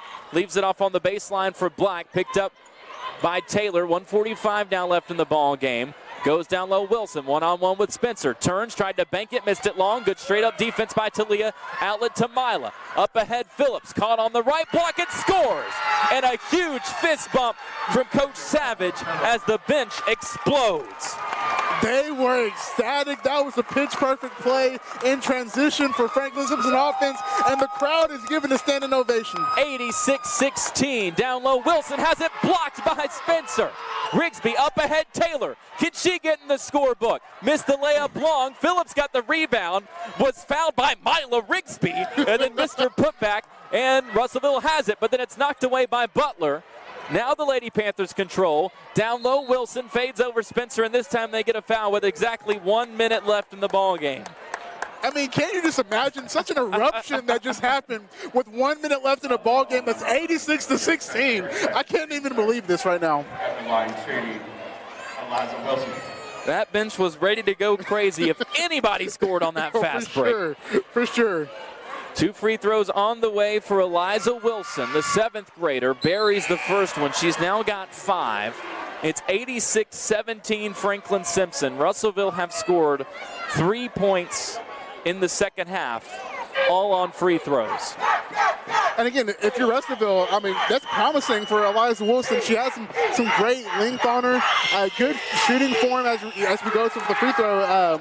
But she's been a pretty good, solid player for Russellville. Second free throw missed, but Russellville had a second opportunity. That one misfired. The third chance finally falls for Mariah Mayweather. Her first field goal of the second half for Russellville, and it's 86-19, 40 seconds left. Butler drives, pulls from 12, left it short. Phillips with the rebound, missed the layup, was a clean look. And the rebound's knocked out of bounds on the baseline. It'll stay with FS under 30 seconds left. We'll see if the Lady Cats just hold it here. Carmen could have had her season high if she got that one to fall. Rigsby will inbound, goes right into Spencer. She misses the layup long. Phillips fighting for the board, and this time she scores it. Carmen's got a new career high with 4. She'd scored 4 times coming into today. Long three-pointer on the way, rattles around and falls. How about that for Mayweather? She finishes with 5, but man, oh man, it's all Franklin-Simpson here at Russellville High School after the Lady Cats fell in the first round of the district tournament last year in the most disappointing of fashion at Todd County Central. Tonight, they redeem it and then some with an 88-22 win in the opening round over Russellville here at Russellville High to extend their winning streak to 12 overall and move to 28-1 on the season, advancing to the 13th District Championship Thursday and the region tournament next week. TB, I don't know how you ended up with the game ball. You just going to hold on that? Yeah, I think you just rolled under the table, and I was like, oh, there it is. Nobody's come to get it. Now they come to collect it. 88-22. I wouldn't have mind keeping that to remember this one. What a game. 66-point win, the biggest margin of the year for what has been an incredible, historic, unforgettable season already for the Lady Cats of Franklin-Simpson. We'll take a break. When we come back, we'll get you the final numbers from this one, chat with Coach Taylor, whoever she brings with her, and then we'll transition into the boys' game. I can promise you one thing, it's going to be tighter than this one. That's going to be a good basketball game. Franklin-Simpson, just like the girls, top seed in the district, having to go on the road against the 6th seed. It's going to be a fun one, so don't go anywhere. That one tips off in about 20 minutes. For now, we head into the post-game for the girls' game. 88-22 again, our final score from Russellville High. You're listening to Lady Cat Basketball on 92.3 WFKN.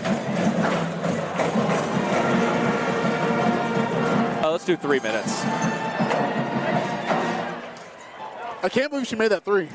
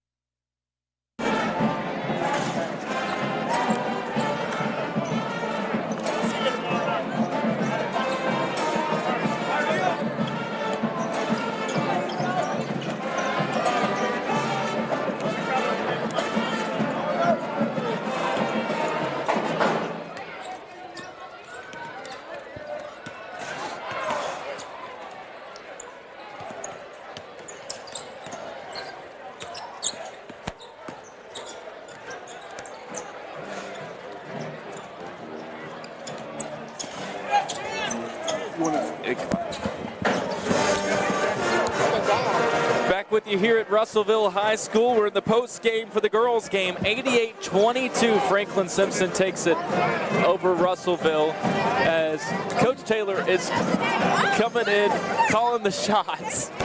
She was trying to figure out who's going where. My part won't be long. We were trying to figure out who's going to be on here. She's sending people everywhere. She's going to run up here. So, Coach Taylor, I guess you're going to go first by default. You took the headset from Majayla. She's got the chain on. I gotta go get my seat. This is getting a little packed. Tell me first about the dog chain that Majayla's wearing. You know, our bus driver, Mike Jones, made that for our team. And so this postseason, we're starting a dog board of it. Disciplined athletes with grit is what it stands for. Well, Majayla came in there, and, well, I mean, she's always got that, but she had it again tonight. This was an 8-7 game a few minutes in, and I think it's the first time I've said all season long. I felt like the offense was fine, but the issues lied on defense. Yeah. Russellville was able to get into the half court a couple of times, get the ball inside, which I don't think anybody of us would have expected with what we've got down low. From that point on, it seemed like the adjustment was just do not let them get the ball past half court. Definitely. You know, it's hard on, you know, as much as you prepare for these games, you know, you got to come out and be locked in. And I thought our girls came out and we were running offense well, but we were kind of all over the place defensively and just kind of didn't look like we knew what we were doing. And so we just told them, man, you got to use this as a learning moment. A really good team, you're down 12. You don't get that time to recover. So you got to come out on your P's and Q's from the very beginning.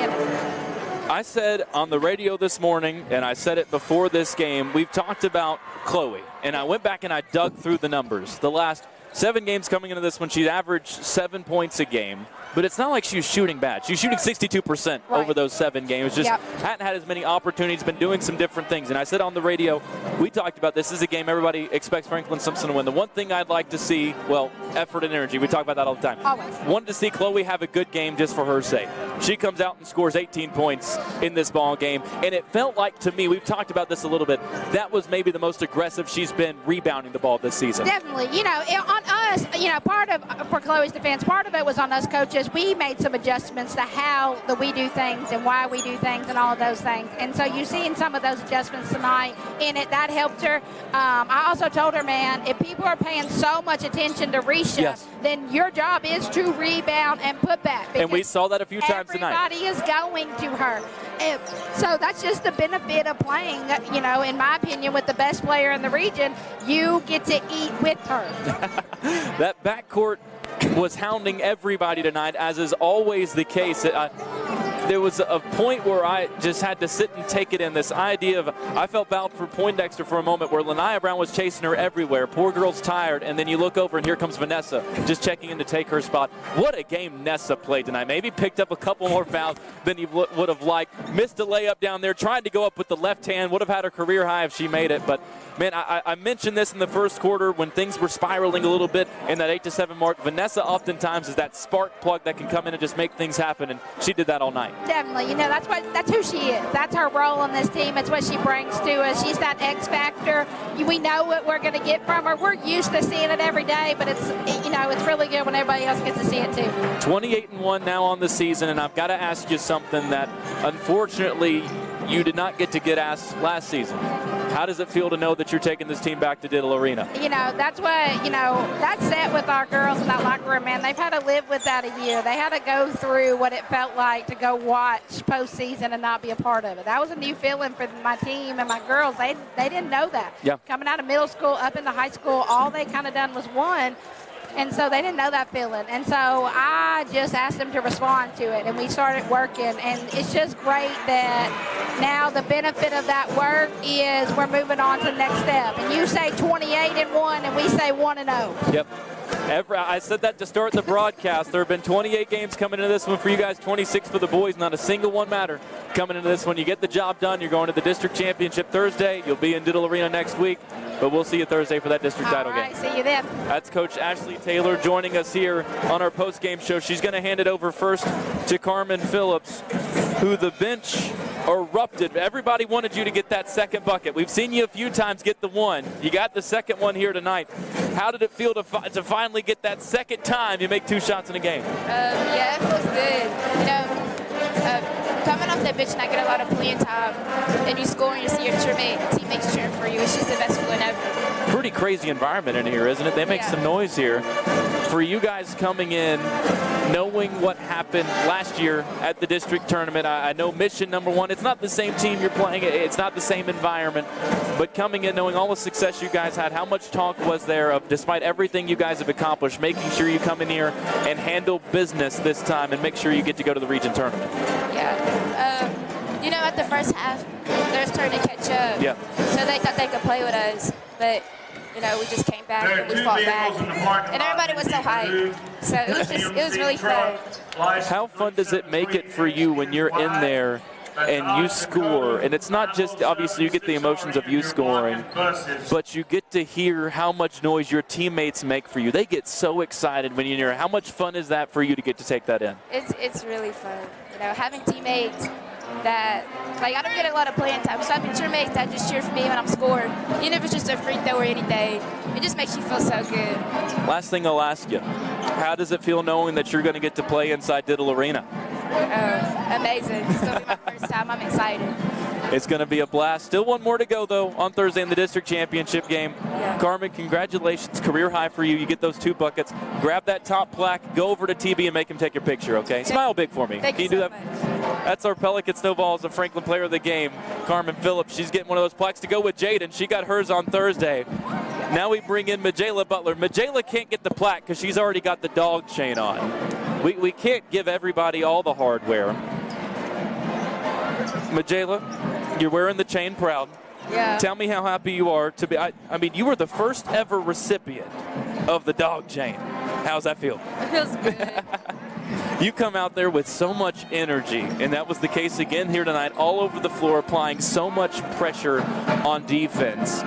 When you get out there, is it a matter of feeding off of all the pressure and intensity that's already being applied by everybody else, or is there something that's just kind of boiling up inside of you, ready to get unleashed and get out there on the floor and play? It's both. It's like a mixture of both. Because on the bench, I'm just like so ready to play and like so hyped. The energy's flowing. The energy was flowing tonight with all the shots. And before the game, we were so hyped in the locker room.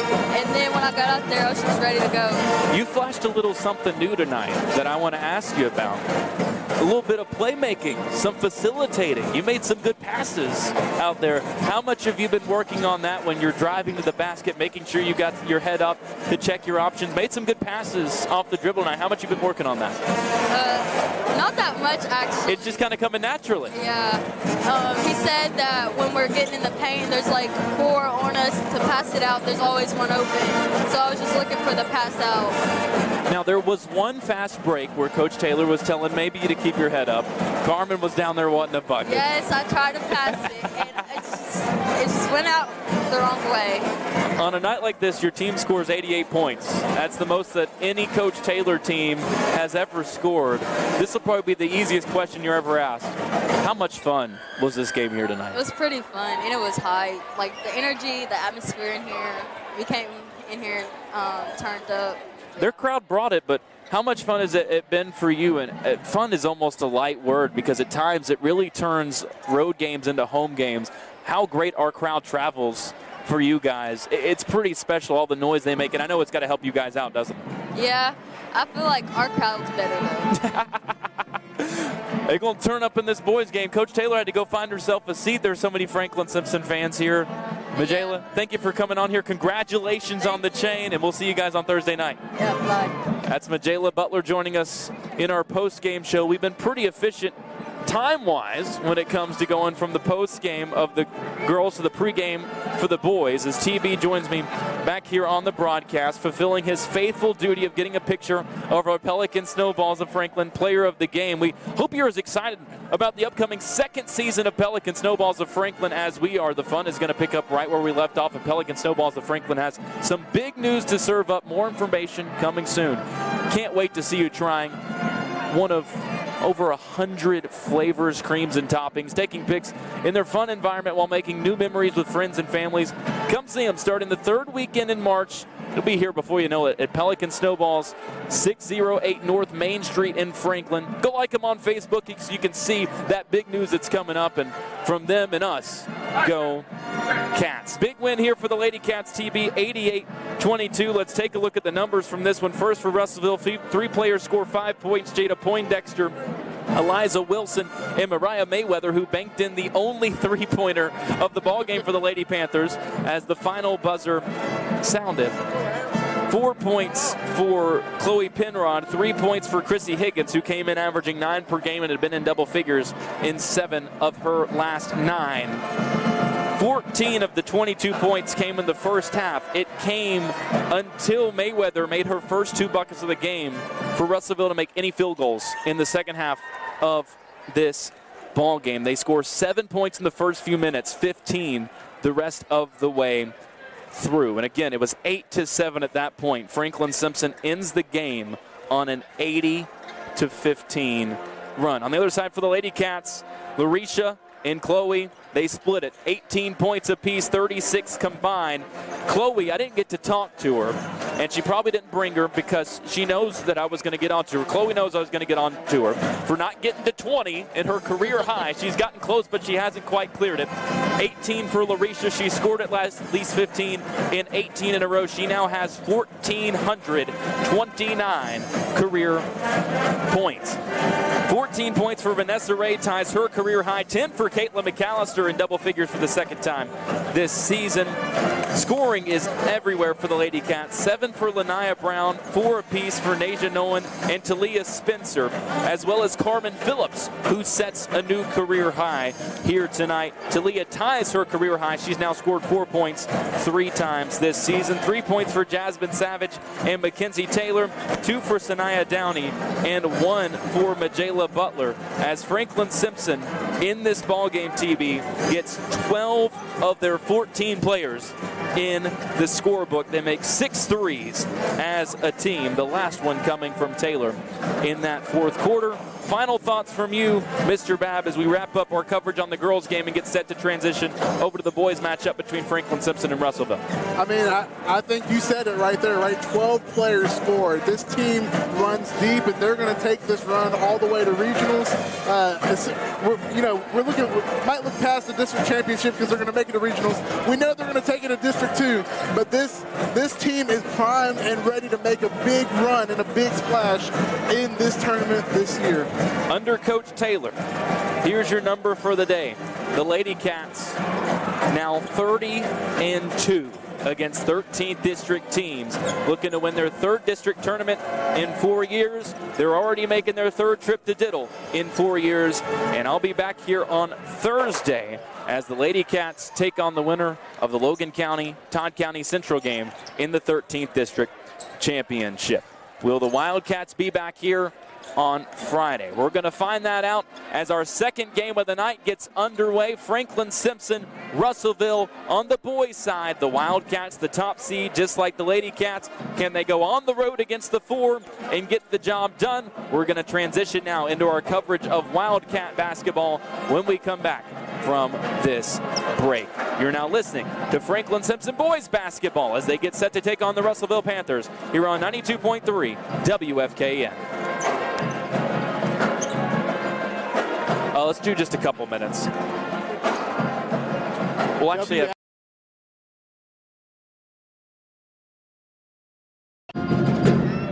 Road.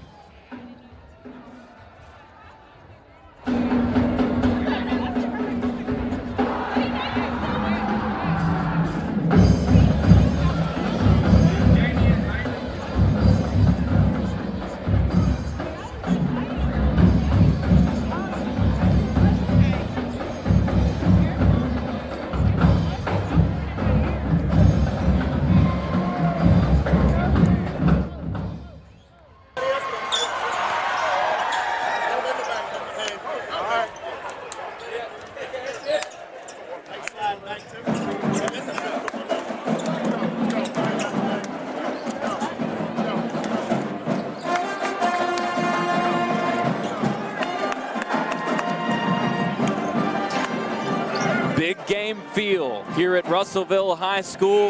The Franklin-Simpson stands behind us, packed. Coach Taylor was worried she'd struggle to find a seat. She wanted to do her post-game interview first. She told the players, they're going second because I got to knock this out and go find somewhere to sit as we get set for this boys matchup between Franklin-Simpson and Russellville. The Wildcats, the top seed in the 13th district, went undefeated 6-0 in district play in the regular season, including 2 wins over this Russellville team. The first one, a blowout here on Russellville's floor. In that game, Franklin-Simpson scored a season-high 77 points. The second one, TB, a lot tighter at Franklin-Simpson High School as Russellville returned a couple of their key players in Tutu McCage as well as Noah Stovall, who we're going to talk about extensively throughout this broadcast. Russellville led that game 19-14 after the first quarter.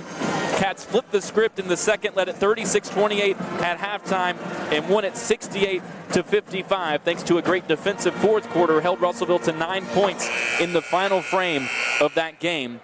Defense going to be big tonight against the Russellville team that's only 5-25 on the season. They only average 56 points per game on the season, but they've scored at least 60 in 4 of their last 6 games. They had only done so in 4 of their first 24 games, and a lot of that has to do with the return of the 5'10 junior Tutu McCage, averaging 15.5 points per game on the season. That leads Russellville. His 6.6 rebounds per game also lead the Panthers. Every shooting statistic he leads them in. Field goal percentage, 3-point makes, 3-point percentage. The only mark he's not at the top in is free throw percentage. Since he made that return against Franklin-Simpson, he had missed 7 games before that. In the 7 games since then, he's 3 times. He's been on a tear, taking the scoring lead from Eli McMurray, the 5'8 senior, who put up 22 the first time against Franklin, 15 in the second game.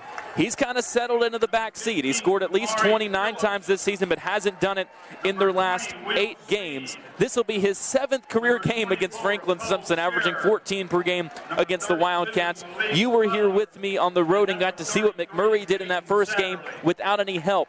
Now that he's gotten that help, we've been able to see over these last few games, this is a very capable Russellville team, TB, that especially on their home court is going to give Franklin-Simpson everything they can handle and more, especially considering they picked up a win in their district finale over Todd County Central to get some momentum coming into this game. And I mean, that's important, right, to have your best players start to pick up steam at the end of the season when we have injuries, we have struggles throughout the season. Again, like I said earlier, right, it does not matter per se what you did in the first 3 quarters of the season. It's how you it's how you end the season and going into this district tournament play. And we're going to see if Franklin can weather the storm of 2-2 and how they're going to play on the road where they have particularly struggled, not against district play, but just in general over the season. Wildcats have struggled on offense as of late, coming off an overtime loss to South Warren, a heartbreaker. They led that game 44-35 entering the fourth quarter with just seconds left, had a 3-point lead, gave up an and one to Griffin Raridan on the South Warren side. It was a controversial call. Got outscored 10-4 in the overtime period, falling not just to 14-12 on the season, but 5-8 in games decided by single digits. Half of the games Franklin-Simpson have played this year have been decided by single digits, and the big swing number in those games is going to be something we're watching tonight, TB. Rebounding. Cats have to be great on the board. They were in the regular season against Russellville, 30-plus in both games against the Panthers. And the other thing that Franklin-Simpson's going to need to do is score the basketball. They had a streak of 6 straight games scoring at least 60 points. They have failed to crack 60 now in their last 6 games. The good news on the other side, Russellville has played 30 games this year. They've given up at least 60, 24 of those 30 games, and won just 2 of those. Let's take a look at the starting lineups as they're announced here. First for Russellville, a team that's going to start with a little less size. We'll see when Stovall makes his way into the lineup. He's going to come off the bench, the 6'4 junior. Instead, the lone forward for Russellville will be Keon Gray, number 20, a 5'10 junior. They go 4 guards. We mentioned McCage. We mentioned McMurray. The other 2 guards, number 5, a freshman, Jamarion Gardner, averaging 7 points per game, a 33% shooter from deep. He's tied tied with McCage for the best mark on the team, as well as 5'11 sophomore Jarius Coleman, averaging 8 points per game, scored 10 the second time around against FS. The Cats going with the same 5 we've seen all year. Cam, Kai, OJ, the guards, your forwards. Matthias and Gavin. It's Ja'Kai Partinger who wins the tip for Franklin-Simpson. Wildcats have first possession. O.J. Gamble looks to go to work, spins inside, and just 13 seconds in, Franklin-Simpson's on the board. It's 2-0 Cats. And he takes it straight to them, and we see that Franklin-Simpson is looking to trap in the corners during this half-court offense. Ball lost down low by Gray, had it on the baseline. Gamble up with it. He leads Franklin-Simpson, averaging 13 per game. Looks to get inside again, working on McCage. Good straight-up defense. It's missed off the side of the backboard, and Gray has the rebound. Right side, McMurray, averaging 15 per game, just behind McCage for the team lead. Coleman holds it up top, now sends it over on the right wing. Back to McMurray, drives, guarded by Ja'Kai Partinger, who has no glasses on tonight. An interesting change for the 5'10 sophomore that's just 2 for 21 from the field over his last 2 games, but has played well in district play. McMurray, left elbow, believe had the jumper blocked by Ray, but it's rebounded on the other side by Gray. His putback no good, and here come the Cats. Partinger up ahead to Gamble, now sends it over to Gavin Dickerson, also averaging double figures at 12 a game. Gets around Gray, but lost it down low. Now tries to leave it for Gamble in the corner. It's knocked out of bounds.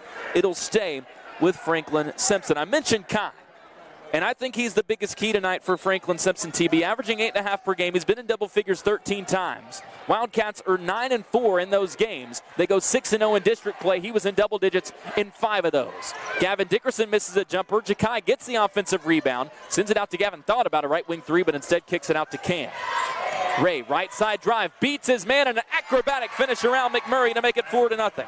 And we have seen plenty of times when Cam can drive the paint and he has a lane, he can make anything work regardless of the defense coming to him. He's a back-to-back Pelican Snowballs of Franklin player of the game, but in double digits 10 times this year, 3 in a row as McMurray's shot is affected on the block. Here come the Cats the other way.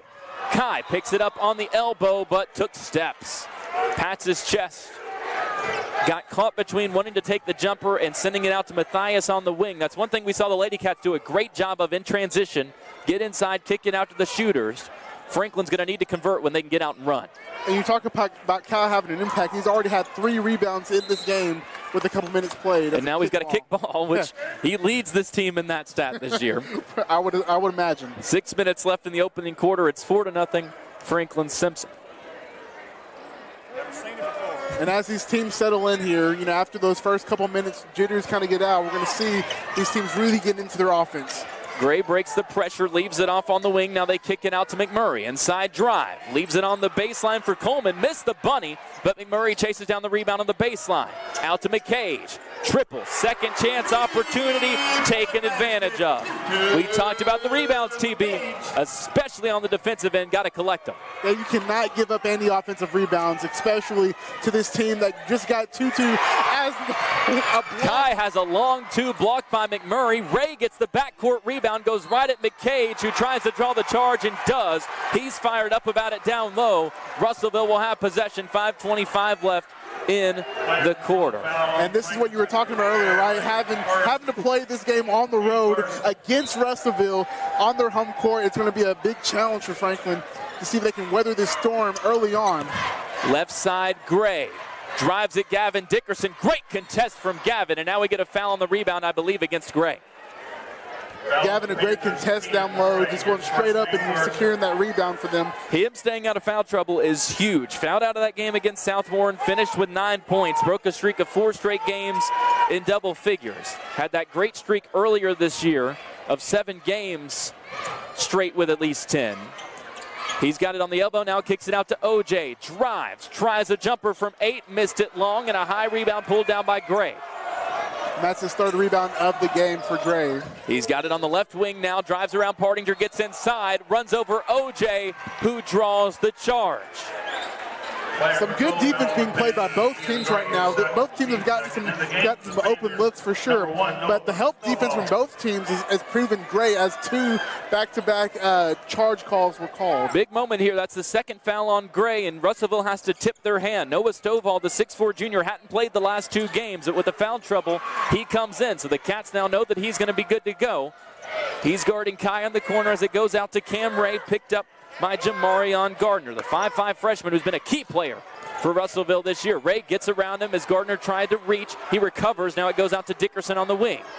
Gavin picked up by Stovall, signals for Cam to come back and get it right side. 4:20 left in this opening quarter. Defensive game so far, 4-3 our score.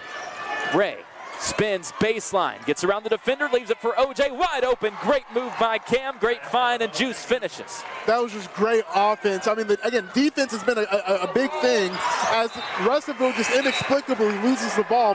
Defense was great for Russellville up until Cameron did an amazing spin move down low the baseline and found OJ down low under the basket. McKay sent it over to Coleman. Would have been a free break of the press, but Coleman got caught looking down court. Lost the ball behind him and out of bounds.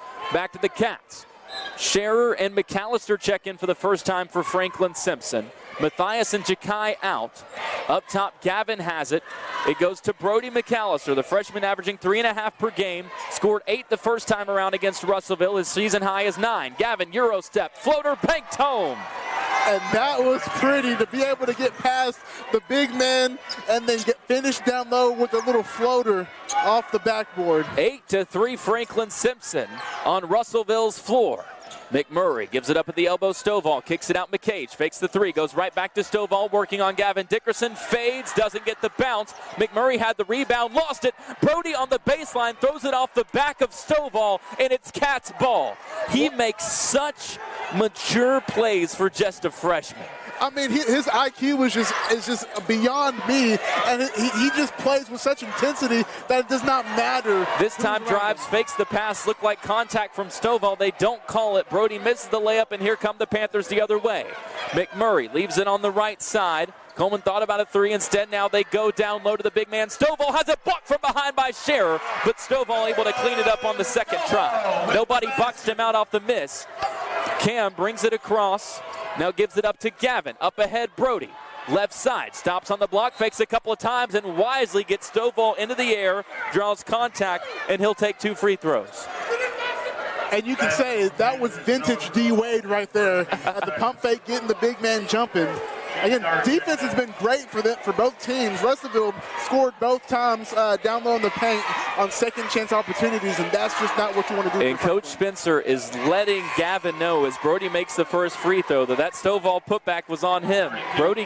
Cole came in and blocked it from behind. Nobody boxed out Noah Stovall. That was his man. But the Cats up 9-5 early on as the Russellville band making noise. They don't phase Brody. He makes both free throws. He's been great at the line so far this season. Now 23 for 28, and it's 10-5 FS.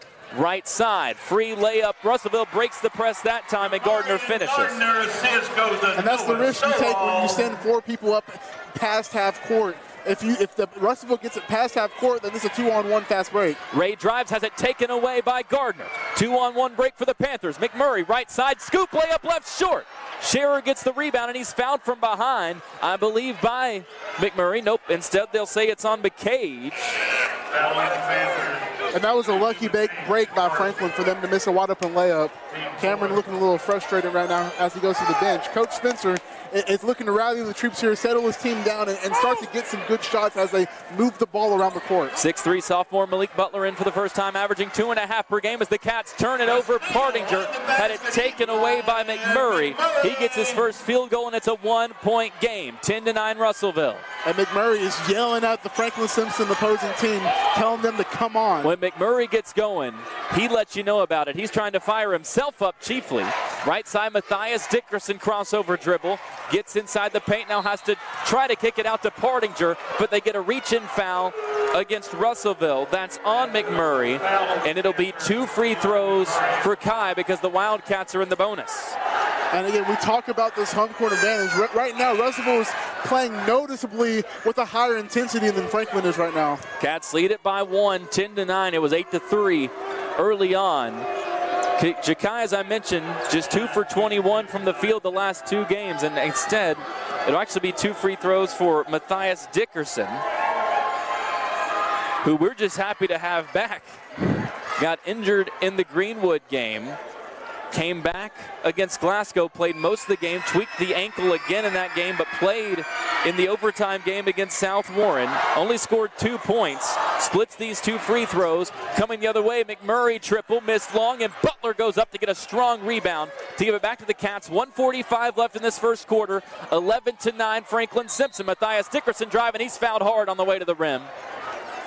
Foul on Coleman. 2 more free throws for Dickerson, wearing that brace on the right ankle and leg sleeves on each leg, averaging 8 per game, and made a 3-pointer in 7 straight games going into that Greenwood game where he got injured. Over his last 2 games, he's 0 for 12 from outside, still trying to get that rhythm back. And you and I know, TB, Coach Spencer, we've talked about this before. When one of your ankles messed up, it's kind of hard to shoot the basketball. It is. It's hard to move around. It's hard to move laterally because you're trying to make cuts on that ankle, and so it's something that you have to mentally get past as you're playing in the physical game. Makes both free throws, and it's 13-9 FS. Right side triple. Russellville answers with Gardner. Jamarian Gardner's been in double figures for their last 6 games. Coming into the last time Franklin-Simpson saw Russellville, he was shooting 24% from 3. He's now shooting 33% from 3. In the 6 games after the Franklin-Simpson game, he went 8 for 14 from outside. Partinger has it knocked away on the elbow. It's saved on the baseline by Coleman. Up ahead, McMurray. Full head of steam. Gets inside. Leaves it in the corner. McCage stepped in. Baseline jumper. Turns it down. Instead makes a pass. Now gets it back on the wing. Triple. Left short, but a free rebound. Free putback. And it's dropped in by Coleman. Gives Russellville a 14-13 lead. And even though the rebound discrepancy isn't that much, Russellville's just getting so many offensive rebounds. That's been the difference. Butler on the wing has it knocked away by McMurray, but Jakai saves it. Crossover dribble, fakes the jumper, kicks out Butler. He steps in, tries a 15-footer, way long. Brody tips the rebound to Kai, who finishes with the reverse. And that was a big bucket right there to slow down Russellville, because the crowd was starting to get into it a lot right now, and Franklin really needs to halt this momentum by Russellville. 15-14 FS. Panthers have 20 seconds to work with. McMurray holds it deep on the right wing, guarded by Scherer. Now leaves it off for Coleman, and Cole knocks it out of bounds. And we got some subs coming back in. Cam, Juice, and Gavin Dickerson in there as well. Malik, Brody, and Scherer come out. So the starting 5 now on the floor for Franklin-Simpson. Russellville does not go very deep. Really a 6-man rotation. The only swap we've seen is Gray out for Stovall. They might not play anyone outside of those 6. 10 seconds left in the quarter. It goes right wing McMurray, now 7 seconds to work with. Gets a screen from McCage. Cuts inside. Tries to leave it out on the corner, but he's fouled on the floor before the pass with 3.4 seconds left. Ultimately, TB might have been a good foul. Yeah, it was a good foul. We had an open shooter on the wing here. And something to notice right now is Russellville is only taking shots in the paint or an open 3-point look. McCage takes a contested 3 over Matthias. Missed it.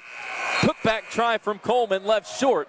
And the Cats survive the opening quarter with a 1-point lead. We told you this was going to be a good one. Don't tell me that we lied to you here on these broadcasts. 15-14, Franklin-Simpson through 1 on 92.3 WFKN.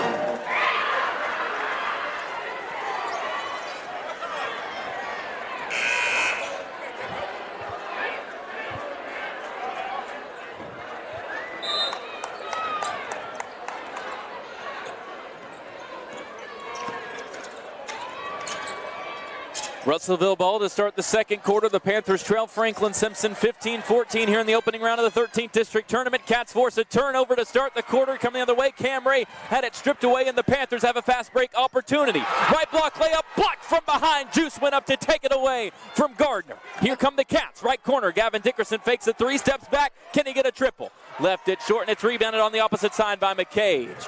lightning start to this second quarter. We had a lightning into the first quarter. It was a slow start. 7-point score to the first half of the opening quarter. Now it's 15-14. As TB, the big killer so far for Franklin-Simpson has been turnovers as down low McCage draws a blocking foul against Gamble. Rebounding numbers have been even, but those Franklin-Simpson turnovers have been big. It has been big, and even in the start of the second quarter, right, we had a turnover from each team, and both of those buckets could have really shifted momentum towards either team. So both teams doing well defensively, right, but Franklin needs to get better on the offensive glass, and then for Russellville, just limiting turnovers as we have an easy bucket inside the paint.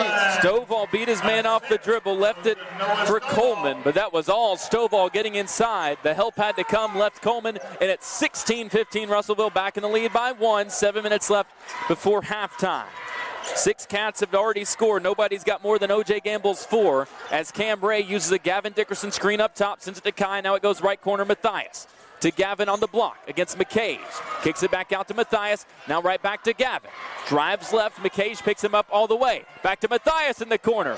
How about those Dickersons? Matthias buries a triple. He's got 6 now to lead the Cats. I mean, when you live together, you know each other. You know where the other person's going to be at all times, and that was a wide open 3 and a great play by both these brothers. His first 3 since being injured against Greenwood was 0 for 12 over the last 2 games that he played. Comes at a key time.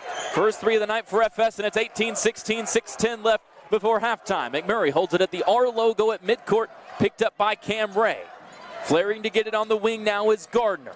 McCage pops to the top of the key. They want to get it to Stovall on the elbow, but can't. Now he comes out to set a screen for McCage. Steps back. Triple over Gavin and puts it right in his eye.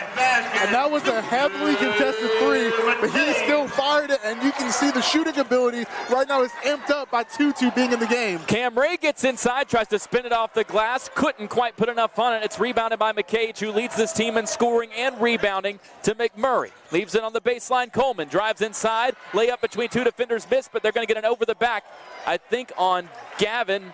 They do, trying to get that rebound. And nobody boxed out. Yeah, when you don't box out, it's really hard to get rebounds, as we see it. And Gavin made a great effort going for the ball, but you just can't go over the back of somebody, and it's hard to do that when you're not boxing out. McCage with a couple of triples. He's got 41 that he's made on the season, shoots at him at a 33% clip, has been on fire as of late. And it all started when he returned after missing 7 games against Franklin-Simpson with 12 points and a couple of threes in that one. Down low, Stovall, who also returned against FS, had only played 3 games before that, had it knocked away by Matthias. Now off to Cam Ray. Couple of crossovers. Matthias thought about a heat check, top of the key. Instead, it goes left corner, Gavin, guarded by McCage. They go down low, Jakai. Spins, fades over 2 defenders, pushed it long, and it's rebounded down low by Coleman. Jakai still trying to find that jumper. And it's really hard right now because Russellville has done a great job on help defense. Stovall had it at the elbow, but Gavin jumped in front to take a pass away. Then it's knocked out of bounds.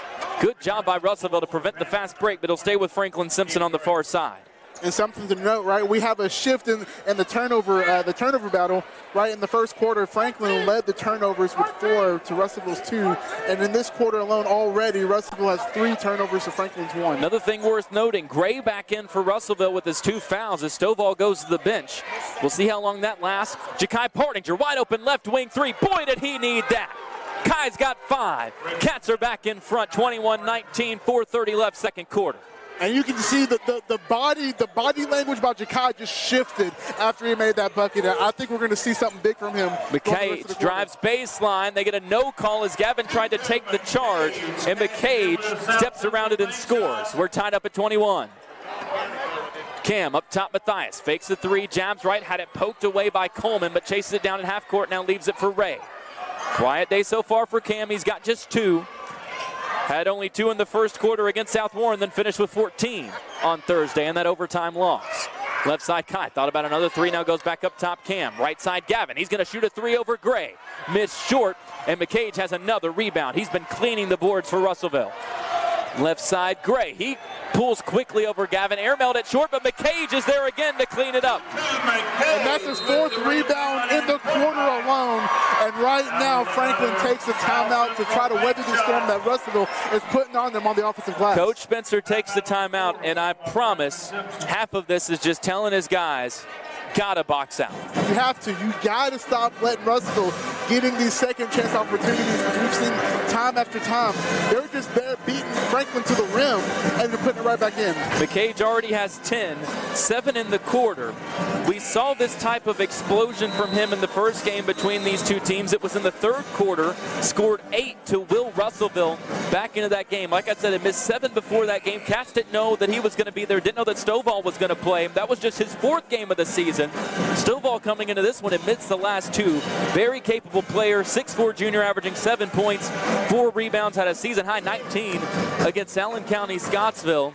Those two on the glass have been the difference so far. It's 23-21 Russellville. 3:40 left in the quarter. As for the first time, TB, we see Jacoby and Temple Dickerson out there, the 5'7" freshman for Russellville, making his 19th appearance of the year. So we'll see how long he stays out there, with Gardner being the one that came out for him. He gets a steal here, now sends it up to McCage. Steps around, got caught midair, had nobody to pass to, and it goes right to Cam Ray. Cam puts it on the floor, gets all the way to the block, muscles through the defense, but McMurray comes from behind to block the shot. He wants to run. Eli McMurray into the corner. Coleman for 3. All the way around and out, pulled down by Gavin. Great box out that time to keep Temple Dickerson away from it. And Russellville right now is just waiting to explode. These shots are almost going in. Huge foul call down low as Gamble was spinning around Gray, and he picks up his 3rd foul. So Stovall's going to have to go right back in for the Panthers as Brody McAllister comes in for Ja'Kai Pardinger. Noah Stovall. And I think they're going to get Gardner right back in as well. We'll see if he comes in for Temple Dickerson. He does, so that's all the run that the freshman gets. I'm telling you, they don't like to go away from that core 6, and for the rest of this first half, that's going to be shrunk down to 5 with Gray having 3 fouls. Inbound pass from Ray to Gavin is deflected, knocked out wide, and McMurray chases it down. In transition, Coleman goes up through contact. No call again and missed the layup. They're letting a lot of play go here as Ray brings it up into the front court. Picked up at the top of the key by Gardner. Gets around him. Around McCage on the block. Couldn't get it to go on the opposite side. And then fouls Stovall trying to get the rebound. And you know, they're wanting a foul on number 1 there, Stovall, but it was a good call. Cameron had him wrapped up and went in for the rebound. He should have made the layup, but I think he'll take that shot again and again because it wasn't too contested when he went up. First foul trouble to speak of for Franklin. That's the 2nd on Cam with 2:30 left in the first half, and his Wildcats trailing at 23-21. Right corner, McCage gives it up top to Gardner. Checks his options against the zone look. Now gives to McMurray. Cuts inside. Kicks it out corner. Coleman drives. Goes right back left corner, McMurray. Shoots over Gamble and left it well short. Goes right to Gavin Dickerson. And that's Gavin's 3rd rebound of the quarter, his 4th one for the game. Juice brings it across, guarded tightly by McMurray. He's only got 2 points so far, but great intensity on defense. He's forced a few turnovers. Matthias has it on the wing, spins around the defender, now settles up top.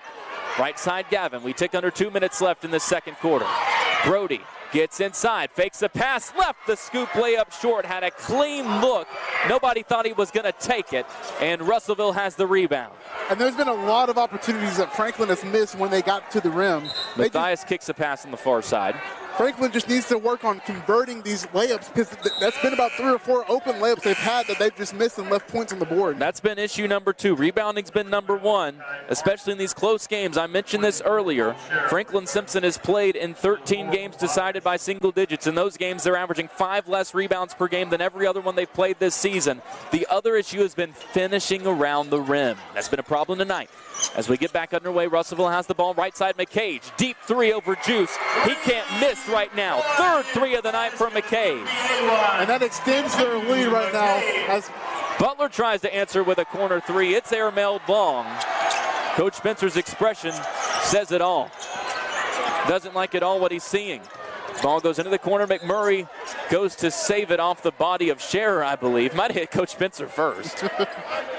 It's going to stay with Russellville. 1:07 left in the quarter. And Franklin has got to done a better job of closing out. Kai jumps up high to take a steal away. Now crosses past McMurray. Gives it up baseline. Scherer now goes right back to Kai. Brody comes to get it up top. He's really the point guard right now with Cam out. OJ on the wing. Goes right to the body of McCage, but Tutu knocked it out at the last moment. Coleman in transition around Scherer. Can't finish, but he's fouled. And it wasn't the worst foul at all. At least to stop an and one situation or 2 points right there. As we got some subs coming in, Gavin and Cam coming back in here. Franklin right now, they need to stop any more points in this quarter to alleviate any momentum for Russellville going into the second quarter. Scoot down. 26-21, 45 seconds left in the quarter.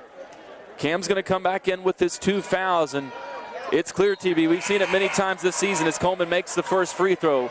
This offense looks so different with him off the floor compared to having him on it. And I think even with the 2 fouls, with this lead swelling up to 6, potentially 7 with the second free throw, I don't know if you could afford to sit him for the remainder of this first half.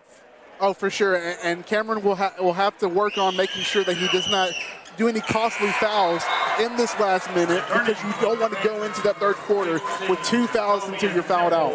Coleman makes both free throws. He now got 6. Temple Dickerson comes back in. Gardner out. We've got 45 seconds left in the first half. Cats trail it by 7. They've only scored 6 points in the quarter. 28-21 is our score. Gavin, right wing, goes left side. Brody tries to go to Scher on the baseline, and McMurray jumps up to take it away. Then Brody dives on the floor with McMurray to try to contest it, and they get McAllister for a foul. McMurray is having words with Brody. It wasn't an exchange. Brody was walking away, and McMurray felt like he was pushed from behind. Probably was, to be fair. And it looks like, I believe Russellville is in the bonus. Yep, McMurray will have 2 free throws. And those are costly. Matthias and OJ are going to come back in for this final 31.5 seconds of the half. Frustrating second quarter for FS. McMurray, for as clean of a shot as he has, is only a 51% free throw shooter. As he bends and fires up the first of these 2, he buries it. He's only got 3 points. But Tutu McCage has carried the load offensively. He's got 13, 10 in this second quarter. And it's now 29-21 Russellville as the subs come in. Scherer and Brody check out. McMurray makes the second, and it's a 9-point Russellville lead, 30-21. And he has risen to the occasion, especially on the defensive end for that Russellville team. Ray and Gamble pass it back and forth to break the press. Now Juice's pass back to Cam is kicked out of bounds. 21 seconds left in the quarter. If you're Franklin, you have to end this quarter with a made basket. This is a big final possession of this first half. Right side, Jakai looks to go back to Cam. Now it goes into the corner, Matthias, and he's bumped by Temple Dickerson going for a steal, so it'll stay with FS. They have a couple fouls to give, so we might even see another foul made by Russellville being aggressive. Kai will inbound, goes into Cam in the backcourt. 12 seconds now left in the quarter. Kai, deep left wing, puts it on the floor, now sends it to Ray. Elbow, Gavin Dickerson, triple team, goes into the corner, Matthias to Kai. Look from 3, left short. OJ trying to get the board. Matthias had a putback try, but it was after the horn. And as we head to the halftime break, after Franklin-Simpson led by 1 after the first quarter, they scored just 6 points in the second frame. It's 30-21 Russellville on their home floor at halftime. The 4th-seeded Panthers came in with momentum, and they ride it through this first half to take a 30-21 lead. We'll take a break. When we come back, we give you all the numbers from the opening half. Talk through what the Cats need to do to get back into this one and try to avoid what the Lady Cats had happen last year as the top seed falling in the opening round of the district tournament. Can the Wildcats find a way to pull off the comeback and get to Diddle Arena for the region tournament? Got some work to do. Down 30-21 at the break here on 92.3 WFKN.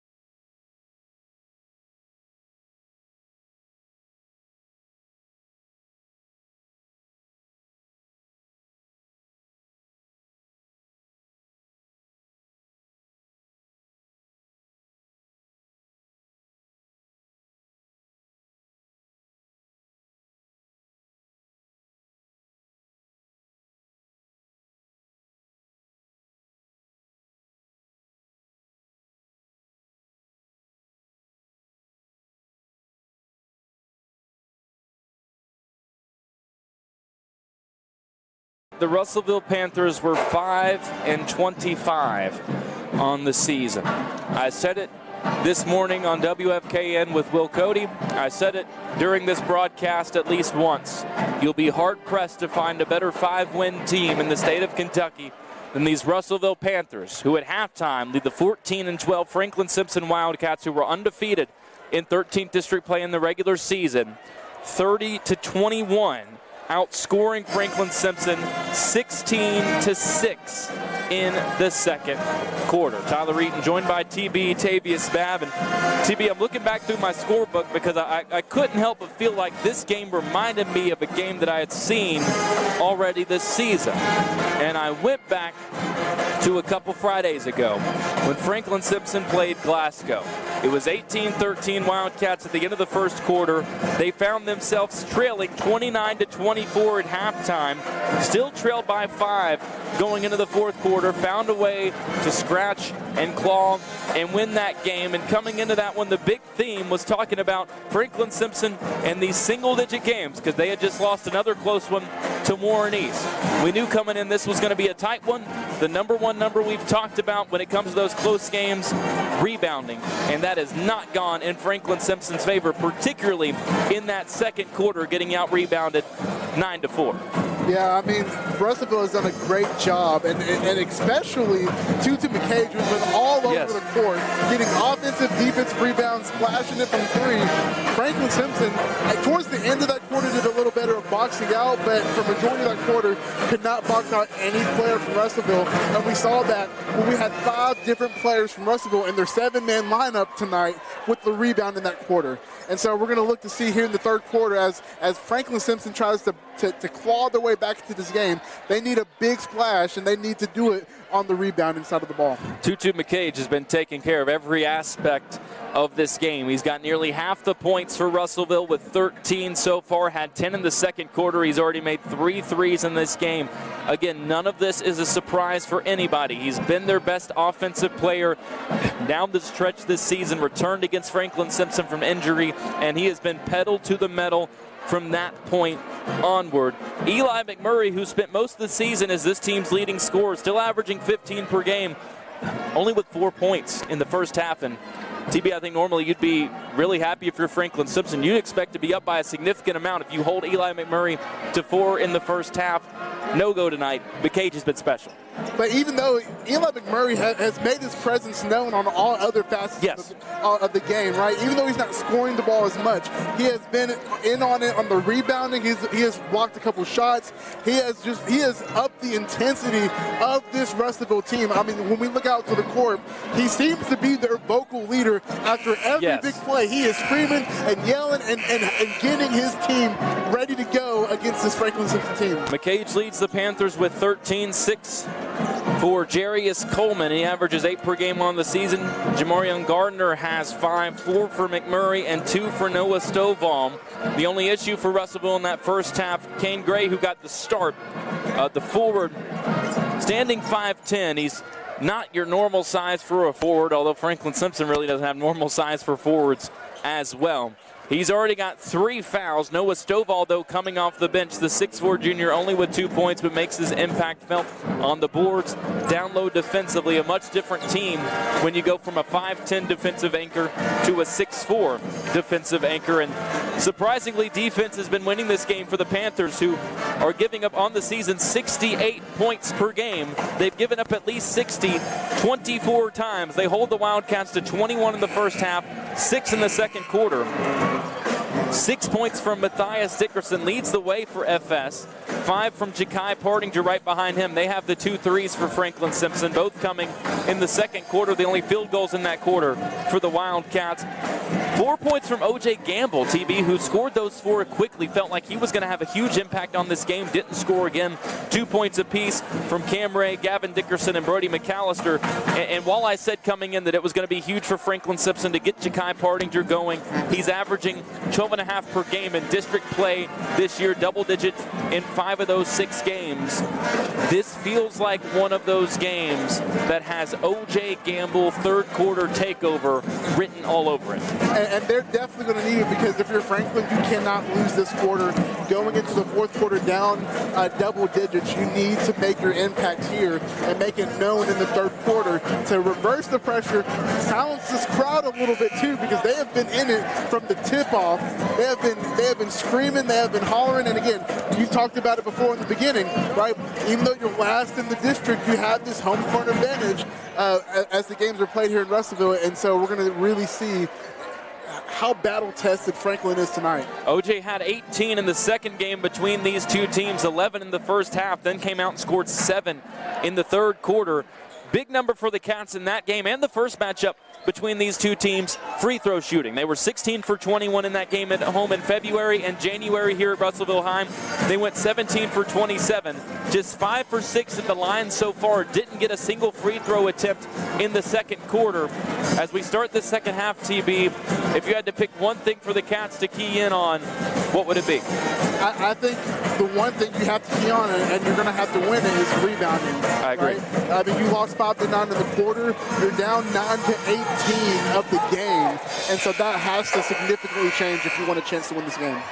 Cats will start out the second half with possession, down 30-21 here at Russellville High. Win or go home. Your season either continues both of the district championship and then the region tournament in Diddle, or it comes to a close. Can the Cats come back? They turn it over to start the quarter. Gamble trying to get it down low to Gavin Dickerson, posted up on McCage, threw it over his head, and it was a free gift to Tutu, and Russellville comes the other way. Gardner picked up by Kai at the top of the key. Now they go up top to Stovall, who gets the start instead of Gray to start the second half. He throws it away, and Gavin gets a steal, coming back the other way. Spin move on the wing, now out to Kai up top. Puts it on the floor, looking for somebody to pass it to. Now goes to Gamble in the corner. Fakes the three, was going to get around Stovall, had it tipped away. Now gets inside, got McMurray in the air. McMurray tipped it from him on the way down. Gamble had a chance at a layup and missed it. That's the other thing we talked about in the first half, TB. Missed looks at the rim. They have to make these layups to convert, because they're not getting good looks at them too much to begin with. And so when you get there, you have to convert. McCage steps back for a long two, had his toe on the line, missed it. Tough shot, good defense there from the Cats. And here comes Franklin-Simpson the other way. Matthias in the corner, out to Cam. And Coach Spencer yelling at his guys to move off the ball. Gamble spins around McCage, flop to try and draw a charge. This time, Juice goes around it and scores. And that's a big shot for Juice. We're going to see him to get active in this quarter to get this Franklin-Simpson team calm back. Unsurprisingly, the game plan has been to get him the ball to start the second half. 30-23 now the score, 6.5 minutes left, third quarter. Cam Ray takes it away from Coleman up top. In transition, McMurray lays off as not to foul. Cam lays it in, and it's a 5-point game. And he's getting fired up and getting locked in. He's looking to make an impact on defense right now, struggling a little bit on offense. And we see double teams being sent by They bring Franklin. 3 defenders at McMurray, who sends it left corner for an open three. It's missed. Gavin tips the rebound. Cam comes away with it and draws a foul down low as well on McCage. I didn't think it would be on Tutu. I thought it would be on Stovall, so that's the second on McCage. Cam, at just 5'9", averages 3.7 rebounds per game, but if you look at over the last 4 games, TB, he's leading this team with 8 per game. He has done a great job of, as a guard, crashing in, running in to get these rebounds. And as we saw there, he's going to have a big impact on the rebounding just as much as anybody else on the court. He's got it up top, guarded tightly by Gardner. Has to pick up his dribble, needs somewhere to go with it. Now gives it to Gavin in the corner. Again, Coach Spencer trying to get his guys to move off the ball. Gavin puts it on the floor, has to pick it up, trapped in the corner. Gives it to Matthias. He's got 2 defenders around him. Goes right back to Gavin. Out to Kino up top. Gamble fakes the three, working on Stovall. Gets inside, a lot of contact. They'll give McMurray a clean block. Dickerson got the board, but Gavin couldn't punch it back in, and it's rebounded by Stovall.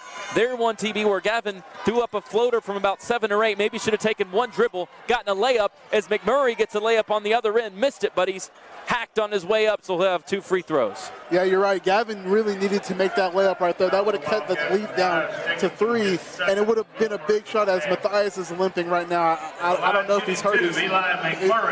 He's hurt or something like that, but I think Coach Spencer is wanting him to. I think, TB, I'm going to put on my scientific cap here as McMurray makes the first free throw. I think he took a shot where nobody likes to take one. And you call That's it my best. hypothesis. Well, we'll let you call it and leave it at that. He'll come out for now. Brody takes his spot.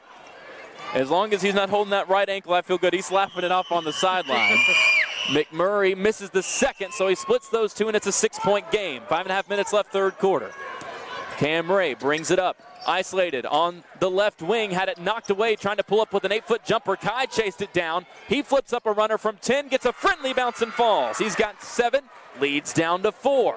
And like we said before, Kai has to be a big part of this offense, scoring the ball, and he's going to continue to try to attack when going into the paint. McMurray brings it up against Gamble. Juice keeps up with him step for step. Gets a screen from Stovall. Now they switch Gavin onto McMurray. More importantly, Juice is down there against Stovall. I think Franklin would like to switch that back.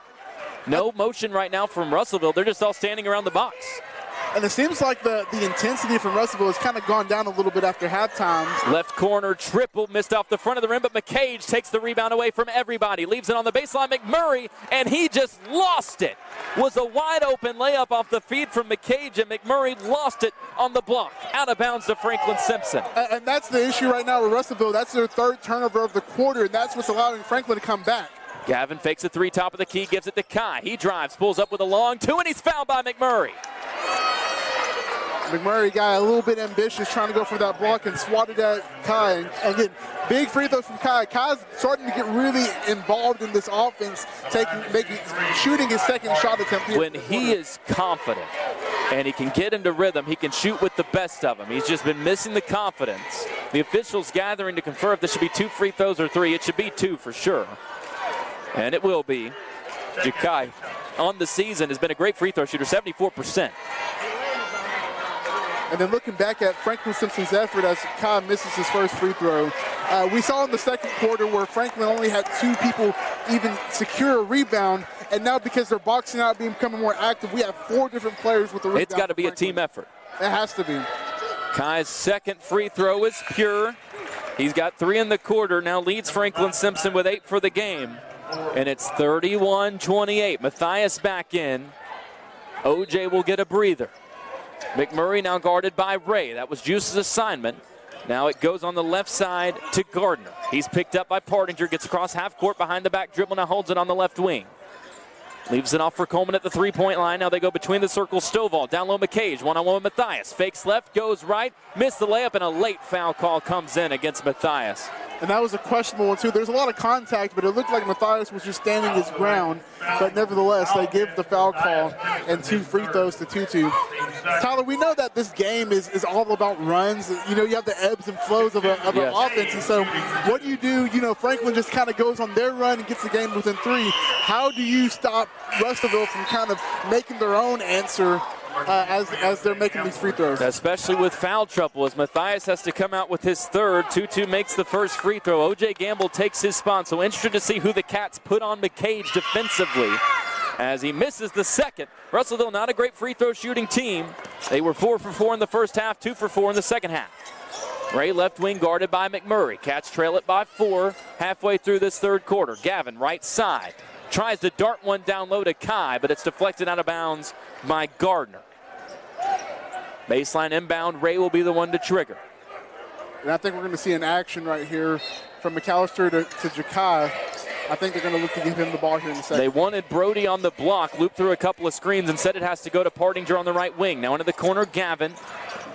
Picked up by McCage, spins, tries to barrel inside, goes right through the body and scores. Just the 2nd bucket for Gavin, but it cuts the Russellville lead to 2.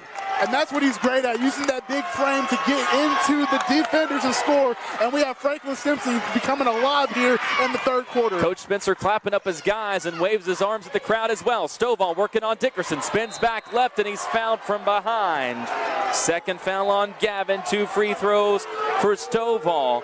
Russellville have yet to make a field goal in the quarter. All their points coming at the free throw line, where Stovall now stands as a 64% shooter on the season. And outside of that one error by Russellville when they had a wide open layup, they really haven't had many good looks at the hoop because Franklin has been suffocating them on defense. That one dies off the back of the rim and falls in for Stovall to make it 33-30 Panthers. Cats have locked in defensively here in the 3rd quarter. As the 2nd free throw misses as well. Every single time they've been in the line here in the 3rd quarter, they made the first, missed the 2nd. Ray has it knocked away and stolen by Coleman. In transition, Brody pokes it away from behind, nearly crashes into the Russellville cheerleaders. Does a good job of hopping to the right to avoid everybody. It'll stay with the Panthers down low, but great hustle by McAllister. Yeah, it was great hustle, stopping the fast break. And honestly, both teams have done a great job of slowing each team down when getting to the paint. Gardner has it right wing, now gives it to McMurray. They go down low, Stovall, one-on-one with Gavin, fades, missed the jumper long. Brody does a great job boxing out against McMurray. I don't know how they didn't get a foul on McMurray for grabbing him. Franklin comes the other way. Gavin misses a 5-foot jumper. Then the rebound is tipped out down low. They're going to say it was last touched by OJ. And that's what we talked about, right? The box out. Brody, an amazing box out. Nobody could even touch the ball for about 2 seconds there until he secured the rebound. Again, Franklin wants to have that bunny back that Gavin That should have been McMurray's third foul, but they didn't get it. Now he brings it the other way, kicks it out left side. Gardner drives, leaves it for McMurray. Now goes up top, Stovall. Tries a deep 2, foot was on the line, missed it, but another offensive rebound, and it's cleaned up by Gardner. And a big offensive rebound right there, and Russellville starting to heat up a little bit as we're going, again, these ebbs and flows of this game. Cam Ray deep left side, 3, and he buries it. And that was ice cold as a timeout was called, a much-needed 3 to cut the score down to 2. 2.5 minutes left in the third quarter, 35-33. Franklin-Simpson trails Russellville, but they've trimmed a 9-point halftime lead down to 2. TB will keep it here because there's, I feel like, a lot to talk about with how fast this game has been going. Franklin-Simpson, number 1, have taken care of things on the boards. But number 2, they've limited the turnovers and not given Russellville as many chances to get out and run in transition. Yeah, and I think that's the big thing. And the one time that Russellville did go out in transition, we saw Brody with the back tip there to send it out of bounds. Again, defense has been not the issue from either team. Honestly, it's on the offensive end whenever you have these open looks like Gavin just did of making these bunnies whenever Russellville is not really pressing up on you. So we're going to see, we're going to look to see them making and converting on these opportunities as they're rebounding better, as they're limiting the turnovers to eventually and hopefully take over the lead going into the fourth. Huge shot from Cam, a 30% three-point shooter on the season. Only the third 3 of the night for Franklin-Simpson. On the other side, Russellville has 4, 3 from McCage, who had 13 first-half points. Just 1 here in the third quarter. As we get back underway, 2.5 minutes left in the third. Cats trail it by 2.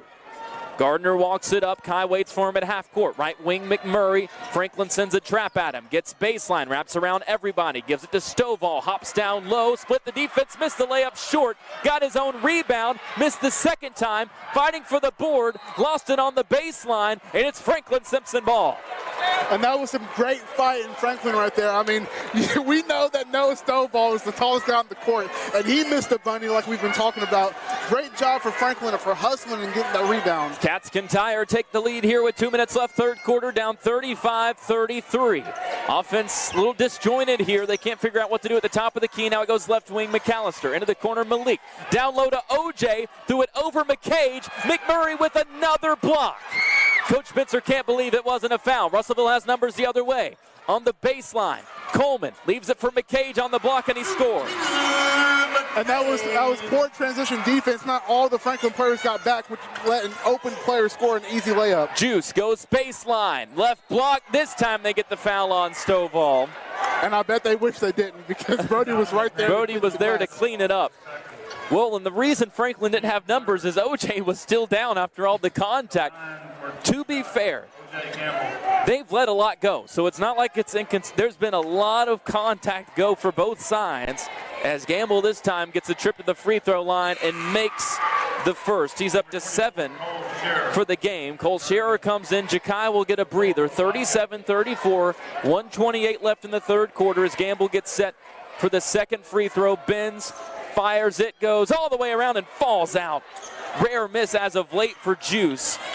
Now 24 for his last 27 at the line. It's a 3-point game. McCage, right wing, gives it off to McMurray. Scherer on him. Franklin needs to send help. McMurray beats him to the rim. Kicks it up top. McCage now leaves it on the right block, and they get a foul on the floor against Malik. Picking up Stovall. McCage turned down a wide open 3 to leave it down low for Stovall. And Malik barreled in there and picked up a foul. And now they're going to get, the official's going to come in and talk to Malik and Stovall as they were knocking each other's hands back and forth. It's Russellville inbound underneath. McCage will be the one to make the pass. Goes into Stovall in the corner. Now right side Gardner. 1:08 left in the quarter. McCage, deep right wing, guarded by Scherer. Likes the matchup, gets around him, and then we get a foul called on the floor against Butler. And he's getting a little too handsy right now. He needs to settle into the game. But it looks like Gavin's going to come in to replace him. And I believe Russellville might be in the bonus. They are. 2 free throws on the way. They're going to say that it was away from the ball, and it's going to be 2 free throws for Stovall. As Coach Spencer asked for an explanation of what he did, seemed to be content with it. Stovall will have 2 more free throws, split a pair earlier in the quarter, makes the first of these 2. And we got Ken Gray coming in for Noah Stovall after he shoots his second free throw, which will, again, he's been out of the game due to foul trouble for most of the game, so this will be big minutes for him with the last minute remaining in the quarter. 38-34, 4-point Russellville lead with 1:03 left third quarter, and it stays at 4 as the second free throw's missed. They keep splitting them. Gavin with the board. Off to Cam, into the corner, Brody. Fakes, now goes back outside Ray, 55 seconds left in the quarter. Cam directing traffic, drives left, behind the back dribble, uses a Gavin screen, wraps right side, gets to the block, lost it off his own knee. Contact, and here they got to get a foul. If it's on McMurray, it's his third. Dove to the floor to get that ball, and it is. Third foul on Eli McMurray. But the odds of him coming out of the ball game are 0. And honestly, that was a lucky break for Franklin-Simpson because Cameron could have easily lost the ball right there and caused another turnover. As we got it, it looks like the odds go from 0 to 1. McMurray at the last second, Coach Todd makes the switch with 47 seconds left in the quarter as Cam's inbound pass is hit by Gardner, but it goes off the back of the backboard, and it'll stay with Franklin-Simpson. Ray looking to inbound. Nobody's moving. Somebody's got to work to get the ball, and it goes to Gavin on the right wing. Cole comes to get it up top, guarded by Temple Dickerson, who came in for McMurray. Now it goes to Cam, deep left wing, 35 seconds left in the quarter. Will Franklin-Simpson hold for one, or do they break the rule here? Cam, guarded tightly by Gardner, holds it left wing extended. 27 seconds left. Uses a Scherer screen, double team, and they get a foul on Coleman coming up to try and get a steal. And that should put them in the bonus for 2 free throws, which is costly for Russellville. You don't want to give Franklin shots here late in the third quarter with 45 seconds to go. Cats 2 for 4 at the line in the quarter. And McMurray's coming back into the game. He's about to check in after one of these free throws. With those 3 fouls, you can bring him back in for offense. Jakai's going to check in for Franklin-Simpson. Cam has 2 free throws upcoming. 65% free throw shooter on the season, makes the first. Cameron has been huge in this third quarter, rebounding the ball. He's made a big three earlier in the quarter, and here now. And just controlling this offense. Exactly. The turnovers have gone down, and he's had a lot to do with it. Cam's second one misses short. Rebound batted up, and it's collected eventually by Gardner. Russellville has 20 seconds to work with. McMurray has it at half court, 18 seconds left. Coach Spitzer wants some pressure applied. McMurray goes to the right wing. Franklin traps it. Now it goes to McCage. 10 seconds left. Guarded by McAllister. Into the corner, McMurray. Wraps up top, 7 seconds. McMurray guarded by Partinger. 5 seconds left. Drives right. Gets a Stovall screen. Steps back. Fires a 3. Misses off the front of the rim. And the rebound is batted away. Franklin-Simpson holds Russellville to 8 points in the quarter. They trim a 9-point lead down to 3. But still 8 minutes left to try and finish the job. Will it be the Cats or the Panthers that survived to the district championship game in the region tournament? We'll find out together after this. 38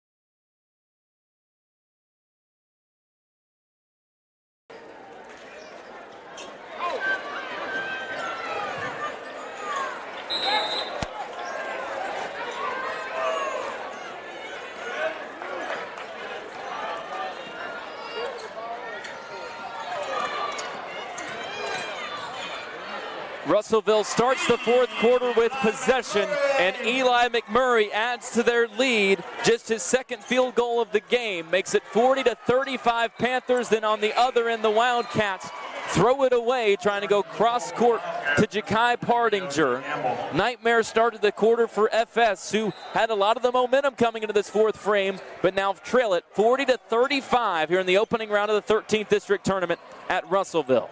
McMurray swings it left corner. Now they go down low. McCage leaves it underneath for the big man Stovall, who can't finish, but he's fouled. And that was a lucky miss for Franklin-Simpson right there, because that should have gone in, and that would have been a huge three-point play. First foul on Ja'Kai Pardinger. It'll be 2 more free throws for Noah Stovall, who's 2 for 4 at the line tonight. Russellville is the team 8 for 12. They were perfect in the first half, 4 for 8 in the third quarter. Stovall makes the first. Cats 8 for 12 as well at the free throw line. Nobody in double figures for Franklin-Simpson in this game. Tutu McKay's the only player in double figures for either side with his 16, as Stovall makes both, and the lead is back up to 7 for the Panthers, 42-35. Gavin Dickerson, right wing, fakes, now looks to drive, spins on McCage, takes a tough shot fading away from 10, missed it. O.J. Gamble saves the rebound on the baseline, working on Stovall. Great footwork to wrap around, and he gets the reverse to go, give O.J. 9. And that was a huge bucket and rebound by O.J. They really needed that as Ja'Kai with the steal. Pardinger in transition, hangs midair and finishes on the left block around the contest.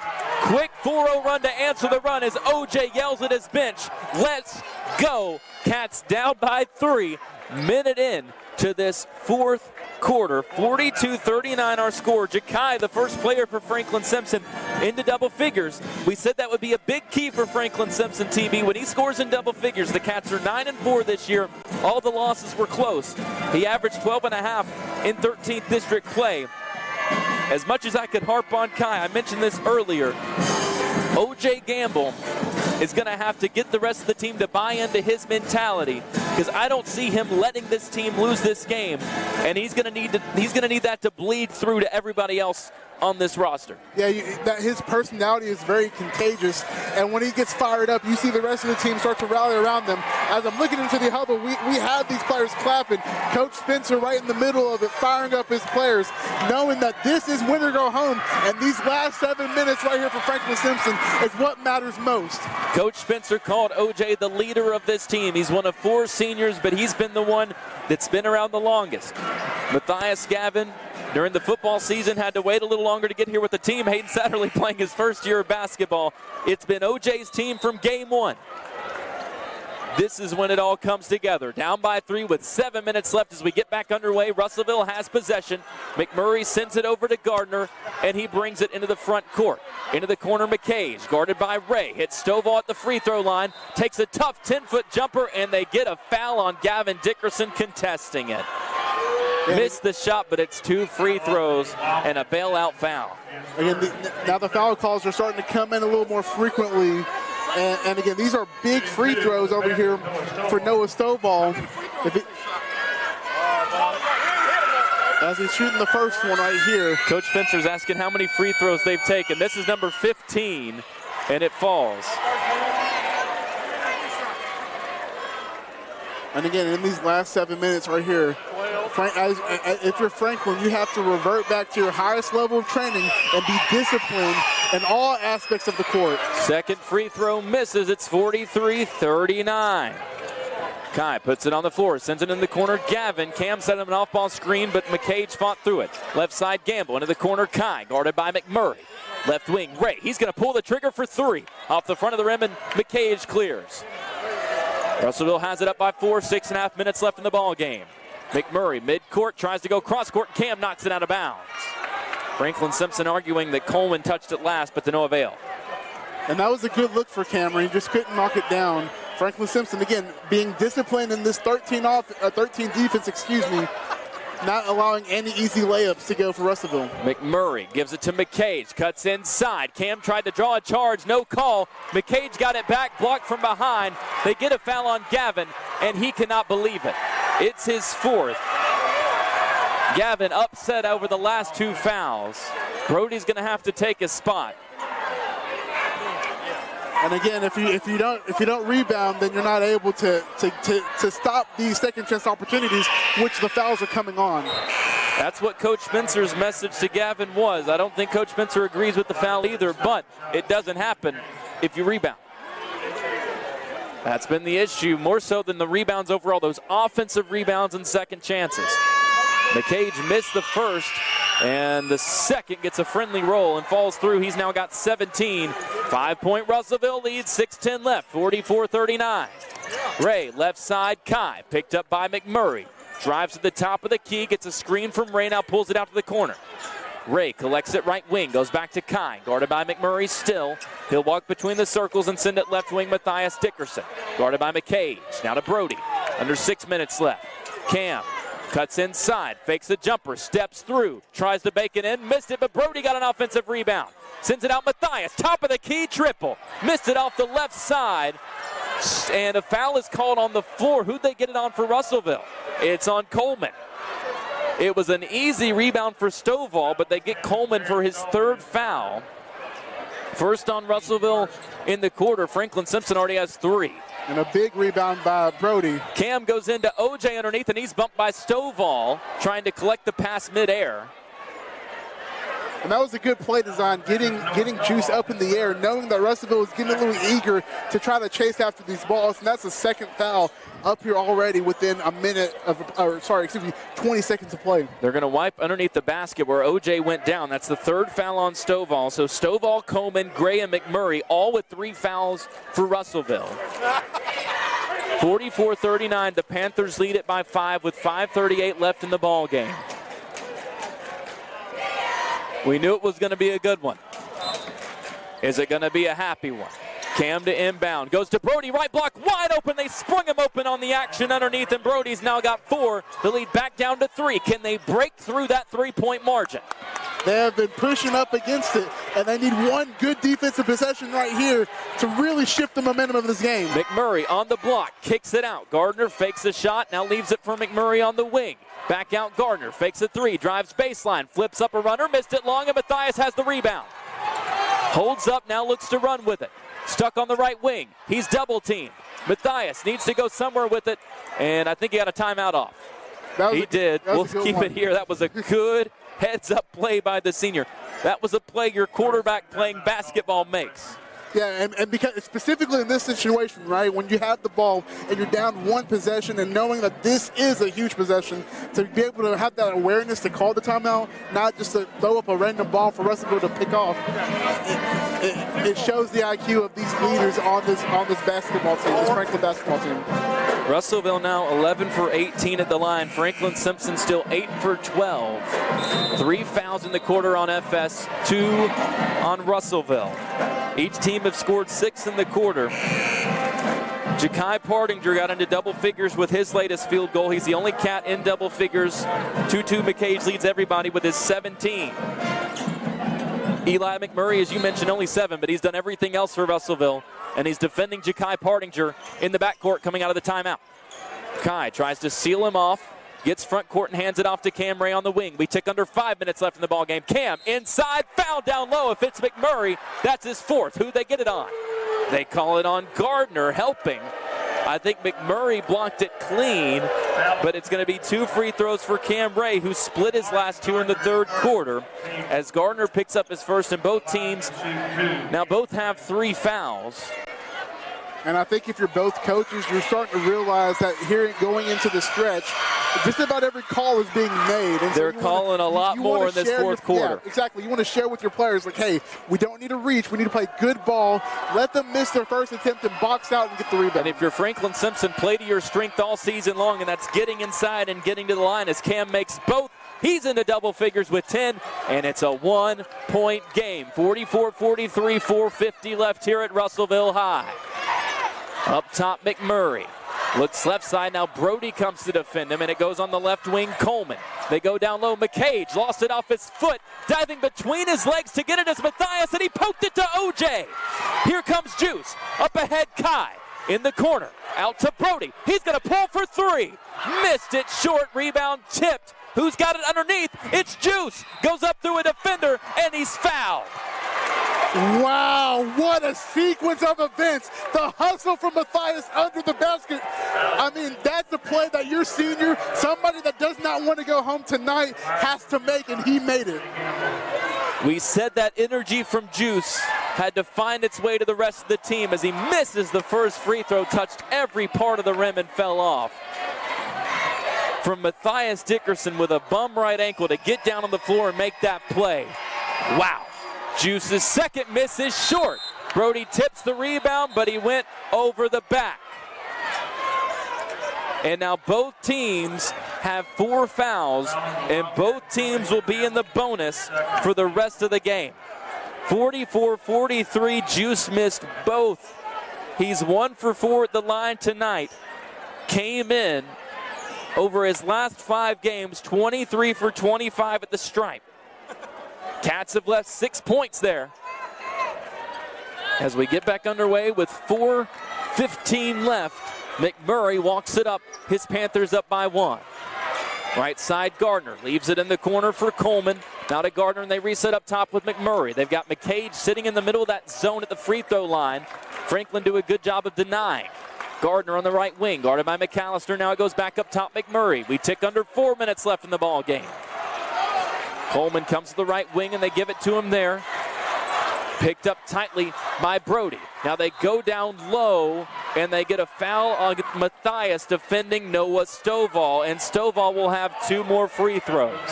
And it's the bump. We know that all these ticky-tack fouls are starting to be called, and you can't give the refs a reason to call those plays. Now I wonder whenever Gavin will get back into this game with 3:50 left to go. That's the 4th foul on Matthias, and Gavin's going to come in now as the first free throw falls for Stovall. And he's coming in for Matthias. Number 10, Gavin. Matthias checks out with 4 fouls. Not sure how long he'll stay on the bench. That's maybe a bump that he gets away with in the first 2 quarters, but not here in the 4th, like you said, as Stovall drains the second. He's made 5 of his 6 here in the 4th quarter after splitting 2 of 4 in the 3rd. And we have a lane violation, and then they waved off the They're going to, wow.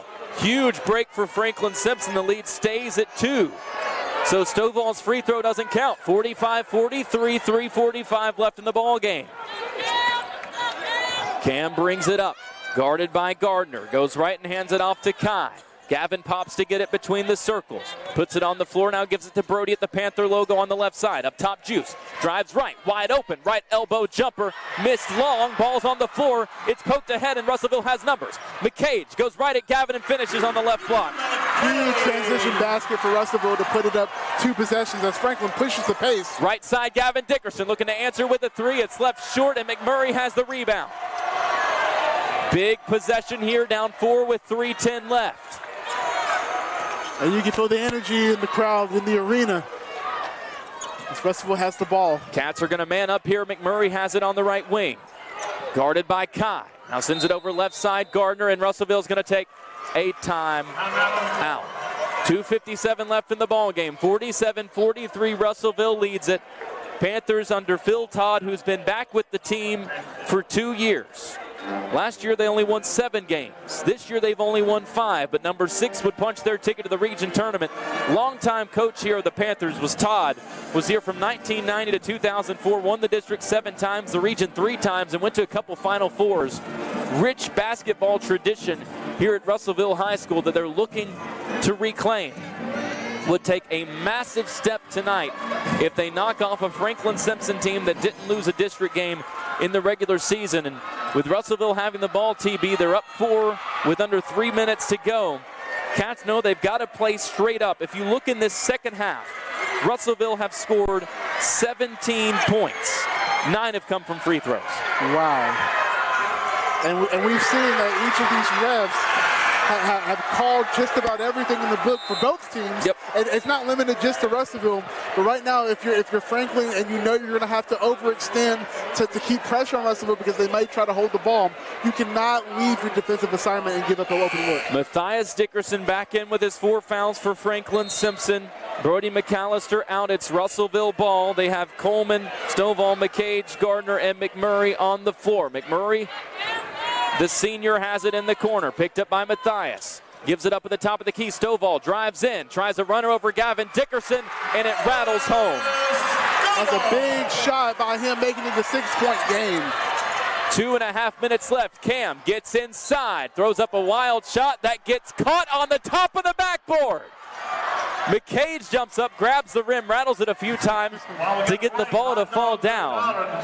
But it'll be 2 free throws for Cam Ray. Cats are 2 for 4 in this fourth quarter. On the other side, Russellville 5 for 7 and had 1 waved off because of a lane violation. With that last bucket, Stovall hit double figures with 10 as Cam makes the first free throw and now leads Franklin-Simpson with 11. And he's done a great job by pushing it into the paint and making sure that they are getting these foul calls and making these points. Second free throw falls. 49-45 is the Russellville lead. 2.5 minutes left as Franklin experienced firsthand against South Warren on Thursday. That's a lot of time left. Left side, Gardner, double team, had it knocked away for a moment, got it back, goes down low, Stovall spins through O.J. Gamble, who draws the charge. And we call that a veteran move by your senior to put your body on the line, to take that charge call for your team to get the ball back. Fourth foul on Stovall. Cats have it back down by 4 with 2:21 left in the ball game. What a play from O.J. And a mix of boos and cheers from each team. Each team feeling the nervous energy of this game, knowing that these last 2 minutes could be your last in this season. If anything is close to a bang-bang play, at this point of the game, the refs have shown more often than not they're going to call it. That was the case against South Warren on Thursday. Franklin did not adjust to that. Do they make the adjustment here tonight in the final 2 minutes and 21 seconds? Cam Ray will walk it up. Cats down by 4. Gardner waits for him at half court. Cam walks it across. Pulls it up on the right wing, goes to Matthias. Down low. Gamble one-on-one with Stovall. Great footwork, got around him but missed the up and under. Had an open look but pushed it long. And that's the story of the game. 2 minutes left. McMurray up top. Jabs left side. Mid-range jumper. Missed way long, and Gavin gets a free board. Coach Todd did not like that shot at all. Here comes Cam. Cats need a bucket. Spins around Gardner. Gets inside. Left-handed layup. Doesn't fall. It hung up on the back of the rim and somehow fell off. And then Stovall's fouled underneath. 2 straight open layups that don't find a way down. I mean, you can see the whole energy just shift one way and back after Cam, an incredible move to get to the basket, and the ball just hangs on the rim and then falls right into the hands of Stovall. O.J. had an open look, couldn't get it to go. That one somehow didn't fall. And Stovall's got 2 free throws. He's 4 for 5 in the quarter, make it 5 for 6. 50-45. Russellville leads, 1:44 left in the ball game. Still plenty of time left. Stovall spins, takes another dribble, fires. He's feeling it at the line right now. And Russellville's going to take another timeout with a 6-point lead, 51-45, 1:44 left in this ball game. And if you're Franklin-Simpson right now, the last thing you want to do is let your frustration of these missed layups overtake you. You have to get back into it, knowing that 1:44 is a lot of time. We just saw Russellville, seemingly with control of the clock, take a shot within 5 seconds of having the possession. And if you're Russellville, you don't want to do that again. You want to eat as much time off the clock and make Franklin foul you. What a swing it is. O.J. missed the layup. Franklin got gifted an opportunity on the other side. Cam's layup went all the way around and out. And then Stovall makes the free throws. Panthers have only made 5 field goals in the second half, but they lead at 51-45. Let's see what the Cats do offensively out of the timeout. They got 1:40 left. Ray walks it up. Gives it up on the elbow to Juice. They want to spring Ty open. Now it goes to Gavin on the right wing. He tries a 3 over McCage, and it's pure. Quick timeout from Coach Spencer. And that was pitch perfect play with the action on the wing to get Gavin wide open for the 3 to cut it. Used Kai as a decoy wrapping around and then sprung Gavin open off the screen. With 1:31 left, they're going to bring Brody in. Or did they call that a 2?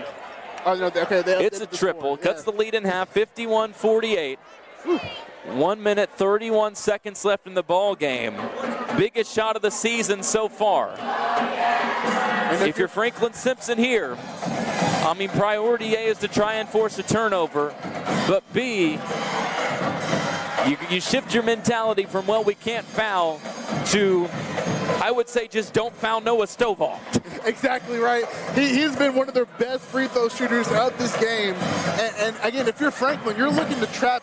Again, they're going to get the ball, I believe, under the basket still, yes. So they have to take the length of the court. And you're wanting to trap here right at half court to make them make a bad decision and getting it to their best players. It's going to be a tough task for Franklin because Russellville has beat the press all night, but if you're Franklin, yeah, Franklin was walking back defensively, and Coach Spencer said, no, we're pressing this thing full court. And I would expect nothing different from Coach Spencer. 1:31 left. Russellville will inbound underneath the Franklin-Simpson basket. Getting it in is Coleman. He goes into Stovall. Franklin has Gavin in front of him. Stovall now brings it up the right side. Gets past Gavin, now holds it on the wing. They bring the trap. Double team set up. It goes back outside to Gardner. 1:19 left and ticking in the ball game. McMurray comes to get it, and they foul Gardner. And I don't know if there was, I guess they call a reach in right there. They get it on Juice.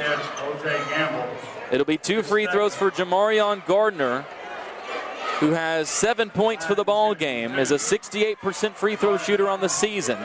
Matthias will check in, presumably for Brody, after this first one, as it gets a very friendly roll, bounced off the back of the rim, hung up on the front, and then found a way to fall through. I mean, you can. I believe that somebody is up above the rafters just blowing wind on both of these baskets as they're rolling around. Second free throw for Gardner falls as well. He's got 9, and it's a 5-point lead, 53-48. Cats need points. Cam brings it up, gives it to OJ on the wing. They try to run the same action to Gavin. Tries to pull for 3, and Stovall blocks it, but Cam chases it down. Fakes the jumper, kicks it out. Kai driving baseline, pulls from the mid-range, and it's perfect. Cuts the lead back down to 3, 53-50. Cats have to trap. Coleman gives it off to McMurray. Now far side, Gardner. Just made 2 free throws.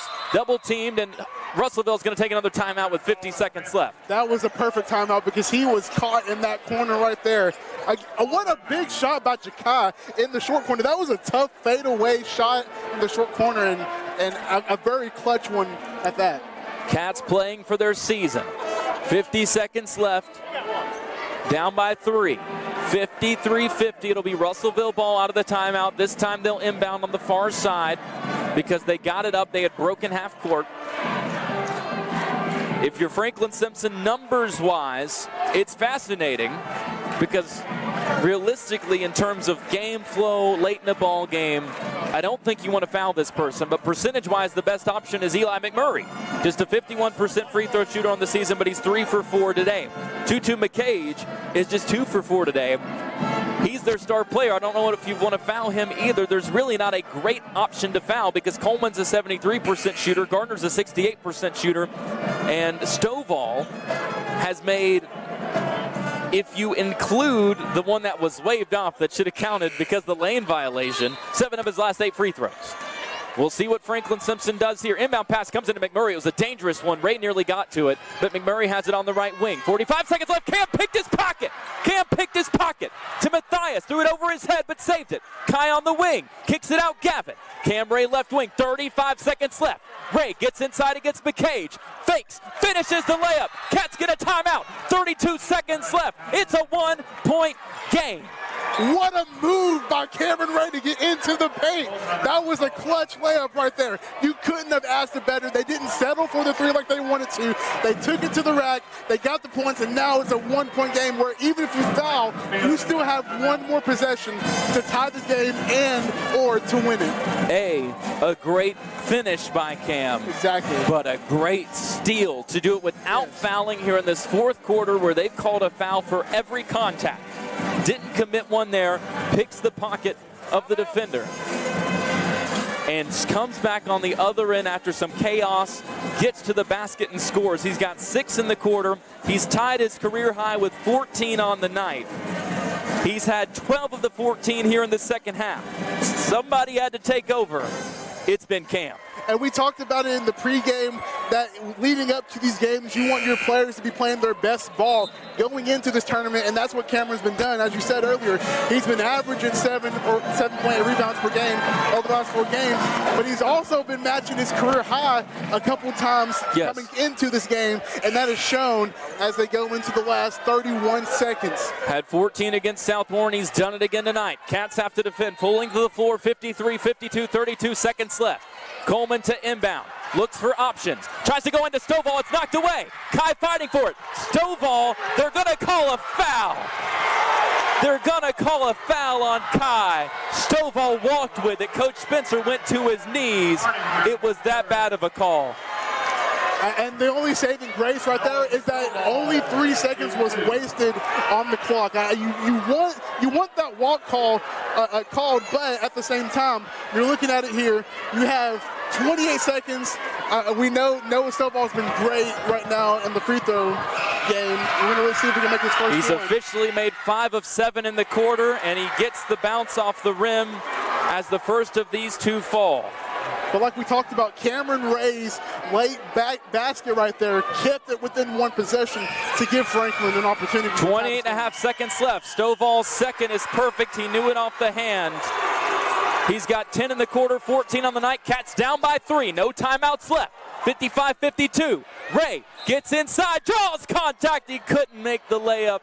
But 2 more free throws for Cam Ray. Down by 3 with 21 seconds left. He's made his last 4. He's 5 for 6 tonight. The intensity's in the air right now. Cameron doing a great job driving to the basket again. Not much time is wasted as he makes the first free throw. Brody comes in, Gavin out. Cats are going to need to foul if they can't force another fast turnover. Colchero is going to come in if Cam makes the second. 2-point lead, cut to 1 as Cam knocks it down. He's got a career-high 16. Cole in, Matthias out.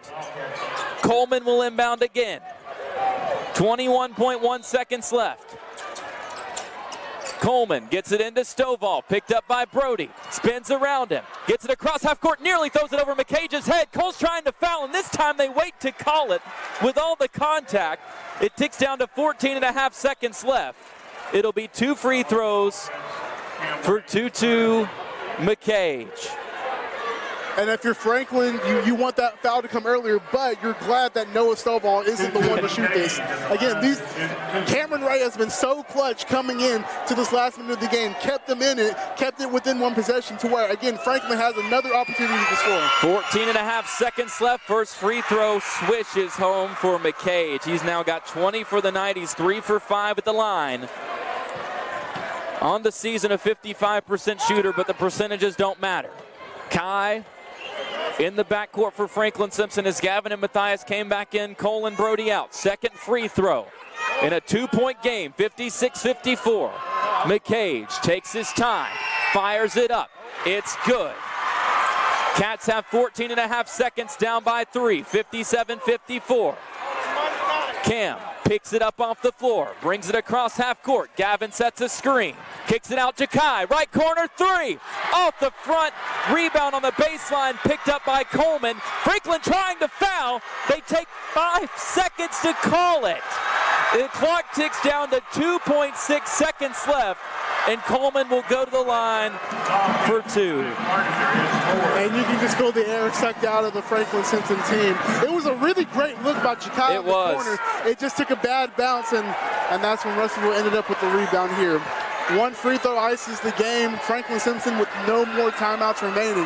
2.6 seconds left. Russellville has nobody around the box as Coleman makes the first with 2.6 seconds left. The lead is now 4. The Russellville section going crazy as the second free throw falls. 59-54. Cam Ray will get a heave from just past half court, and Franklin-Simpson sees their season come to an end in the opening round of the 13th district tournament. The top seed upset on the floor of the 4 seed, 59-54, the final score. Franklin-Simpson ends the 2023-24 season with a 14-13 record, and they can't make it to the region tournament for just the second time under head coach D. Spencer. Russellville gets just their 6th one of the year, but that's the beauty and the disaster of the region tournament format. You just got to win one at your district, nothing else matters, and you get a trip to the region tournament. The Panthers are going to go dancing inside Diddle, and they'll play for the championship on Friday against either Todd County